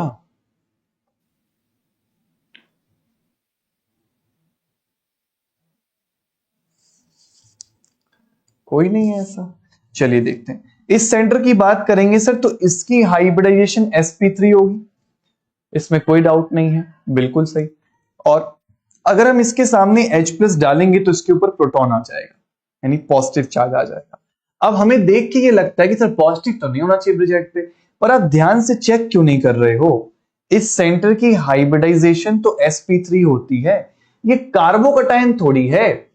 कार्बोकटायन खुद ही चीख चीख के कहता है कि मैं कार्बन सेंटर पे कटायन, ये एक कैटायन है जो नाइट्रोजन सेंटर पे। This is not carbocation. आज समझ में आ रही है? तो इसकी हाइब्रिडेशन तो sp3 से, तकलीफ क्या है? कोई तकलीफ नहीं, पिरामिडल शेप है, रहेगा, कोई दिक्कत नहीं है। पिरामिडल या फिर आप कह सकते हो थोड़ा डिस्टॉर्टेड टेट्राहेड्रल टाइप का रहता है, इतना डीप जाने की जरूरत नहीं है। ठीक है, ये आपके पास क्या बन जाएगा जी, स्ट्रक्चर बन जाएगा। डिस्टॉर्टेड भी क्या, टेट्राहेड्रल भी आप कह सकते हो। एक बॉन्ड इधर जाएगा, एक बॉन्ड इधर, यस बिल्कुल टेट्राहेड्रल फॉर्म में एग्जिस्ट करेगा। ठीक है, sp3। अगर इतना मामला क्लियर हुआ तो ये हमने कुछ बेसिक्स डिस्कस किए कार्बोकैटायन के। अब हम आएंगे इनकी रिएक्शंस के टर्म्स में, मतलब इनकी जो रिएक्शंस हैं उनके साथ डील करेंगे। ठीक है, तो देखो रिएक्शंस में हमें क्या क्या पढ़ना होता है। कार्बोकैटायंस की जितनी भी रिएक्शंस होती हैं वो दो हिस्सों में डिवाइडेड होती हैं। एक होंगी आपके पास बेसिक रिएक्शंस, जनरल कुछ बेसिक रिएक्शंस के बारे में डिस्कशन करेंगे, और एक होंगी कुछ एडवांस नेम रिएक्शंस और रीअरेंजमेंट्स की चर्चा करेंगे। तो ये दो हिस्सों में इनके रिएक्शंस होते हैं। जैसे हमने रिएक्शंस कर खत्म किया, कार्बोकैटायंस का जैसे आराम हो जाएगा। और बेसिक रिएक्शन में हमें क्या क्या पढ़ना है, सबसे पहले हमें पढ़ना है डिहाइड्रेशन क्या होता है, फिर हमें पढ़ना है कि हेलोजिनेशन क्या होता है, और फिर हमें पढ़ना है कि एडिशन रिएक्शंस जो होती हैं, कुछ बेसिक एडिशन रिएक्शंस के बारे में चर्चा करेंगे। वैसे मुझे लगता है कि रिएक्शन मैकेनिज्म में हमने एडिशन पढ़ी भी है, याद करें हैलोजेंस की एडिशन पढ़ी थी, याद आ रहा है? दो मीडियम के अंदर बनाया था, एक हमने कह सकते हैं क्या था, पोलर सॉल्वेंट के अंदर, एक नॉन पोलर सॉल्वेंट के अंदर। तो आप और भी बढ़िया कनेक्ट करोगे यहाँ पे। तो डिहाइड्रेशन जैसे कि नाम ही सजेस्ट कर रहा है कि यहां से क्या होना चाहिए, वाटर का मॉलिक्यूल रिमूव होना चाहिए। और आपने E1 एलिमिनेशंस भी पढ़ी हैं, तो आप ये भी समझ पा रहे होगे कि यहां से कैसे एलिमिनेशन होता है। कोई H+ का सोर्स डालते हैं, वाटर एलिमिनेट होके एल्कीन की फॉर्मेशन होती है। कैसे होगी सारी चर्चाएं करेंगे। ठीक है, बेसिक रिएक्शंस हैं ये कुछ। हेलोजिनेशन आपने पढ़ा है। हेलोजिनेशन बोले तो किसी एल्कीन के ऊपर मान लीजिए हेलोजन का एडिशन कराना हो, तो हमने इस सेंटर पे हेलोजन लगा दिया, ये रिएक्शंस हम कर सकते हैं। ठीक है, और कुछ बेसिक एडिशन रिएक्शंस भी होती हैं जिनके अंदर आप पढ़ते हैं, जैसे मान लीजिए आपके पास कोई एल्कीन है, इसके ऊपर आपने हेलोजेंस का ही एडिशन करा दिया, तो Br और Br लग गए। ठीक है, आपने एल्कीन ली और इसके ऊपर मान लीजिए एक सेंटर के ऊपर आपने H और एक सेंटर के ऊपर आपने OH, वाटर की एडिशंस भी आपने पढ़ी हैं। ठीक है, कोई दिक्कत नहीं आती। तो जो नहीं है वो रिएक्शन मैकेनिज्म में कवर हो जाएगा आपका। ठीक है, क्योंकि ना जब नेट लेवल पे आप आ जाते हैं, तो जब आप रिएक्शन मैकेनिज्म पढ़ेंगे तो मैं इंटरमीडिएट का कुछ यूज कर रहा हूँ, और जब इंटरमीडिएट पढ़ेंगे तो थोड़ा बहुत रिएक्शन मैकेनिज्म आने वाला है। तो ये तो रहता ही है। जब मैंने उनको रिएक्शन मैकेनिज्म पहले पढ़ाया तो मैंने उनको बोला था यार इंटरमीडिएट में ये वाली चीज देखेंगे। ठीक है, तो थोड़ा सा लिंकिंग तो टॉपिकों का रहता ही है, तो ऐसा मत सोचिएगा कि हमारे साथ गलत हो रहा है सर। ठीक है, ऐसी कोई बात नहीं है। तो फिर ये एडिशन रिएक्शन वाली बातें हम करेंगे। ठीक है, तो टेंशन मत लें, हम यही मान के चलेंगे कि आपको नहीं आता है। ठीक, उसके बाद हम बात करेंगे कुछ एडवांस रिएक्शंस की। यहां से क्वेश्चंस आपके एग्जाम में पुटअप होते हैं, और ये कौन कौन सी रिएक्शंस होंगी, तो ये कुछ आपकी नेम रिएक्शंस होती हैं फेमस। जैसे कि पहली जो हम पढ़ेंगे वो होगी हाइड्रोबोरेशन ऑक्सीडेशन। बहुत फेमस नेम रिएक्शन है, बचपन से इसके बारे में आप सुनते और पढ़ते भी आ रहे कि नहीं। हाइड्रोबोरेशन, मुझे लग रहा है कि ये कॉलेज के फर्स्ट ईयर यानी सेमेस्टर BSc के फर्स्ट ईयर में हुआ करती थी ये रिएक्शन, हाइड्रोबोरेशन ऑक्सीडेशन। इसके बाद हम पढ़ेंगे मर्क्यूरेशन डीमर्क्यूरेशन, मर्क्यूरेशन और डीमर्क्यूरेशन, ये भी कुछ रिएक्शंस हैं। उसके बाद हम यहां से आगे आएंगे और कुछ रीअरेंजमेंट्स को देखते हैं, जिसके अंदर बहुत ही famous rearrangement pinacol pinacolone rearrangement, pinacolone rearrangement की बात करेंगे। इसके बाद हम बात करेंगे डाइइनोन फिनॉल रीअरेंजमेंट की बात करेंगे। तो ये कुछ बेसिक रीअरेंजमेंट्स हैं, इनके साथ भी कुछ और भी रिएक्शंस देख लेंगे हम। ठीक है, जैसे कि एक होती है प्यूमरल रीअरेंजमेंट, उसकी भी चर्चा करेंगे। तो चलो लिख ही देता हूं यहीं पे, प्यूमरल रीअरेंजमेंट होती है, और इसी के साथ साथ इसमें सिलिकॉन जोड़ने के बाद एक सिला प्यूमरर भी बन जाती है, तो इसके ऊपर भी चर्चा कर लेंगे। ठीक है, तो ये कुछ बेसिक रिएक्शंस हैं जिसके ऊपर हम डिस्कस करेंगे। ठीक है, हाँ, ऑक्सी मर्क्यूरेशन डीमर्क्यूरेशन ये ज्यादा सही वर्ड होगा, तो मर्क्यूरेशन को मैं हटा के ऑक्सी मर्क्यूरेशन लिख देता हूं।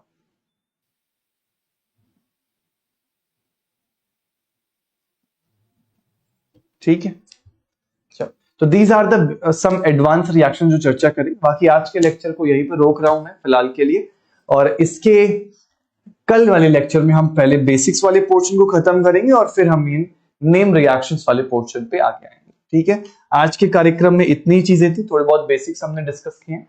जो आपके पिछले टॉपिक्स खत्म हुए, अभी तो इसमें कुछ ज्यादा कर नहीं पाओगे। जो पिछले टॉपिक्स हैं आप उनके क्वेश्चन प्रैक्टिस और उनके ही रिवीजन पे अभी चलते रहिएगा। इसमें एक लेक्चर में क्या है, इसको एक बार खाली पढ़ लीजिएगा आज शाम में या आज सोने से पहले। ठीक है, चलिए, that's it for today. Thank you so much.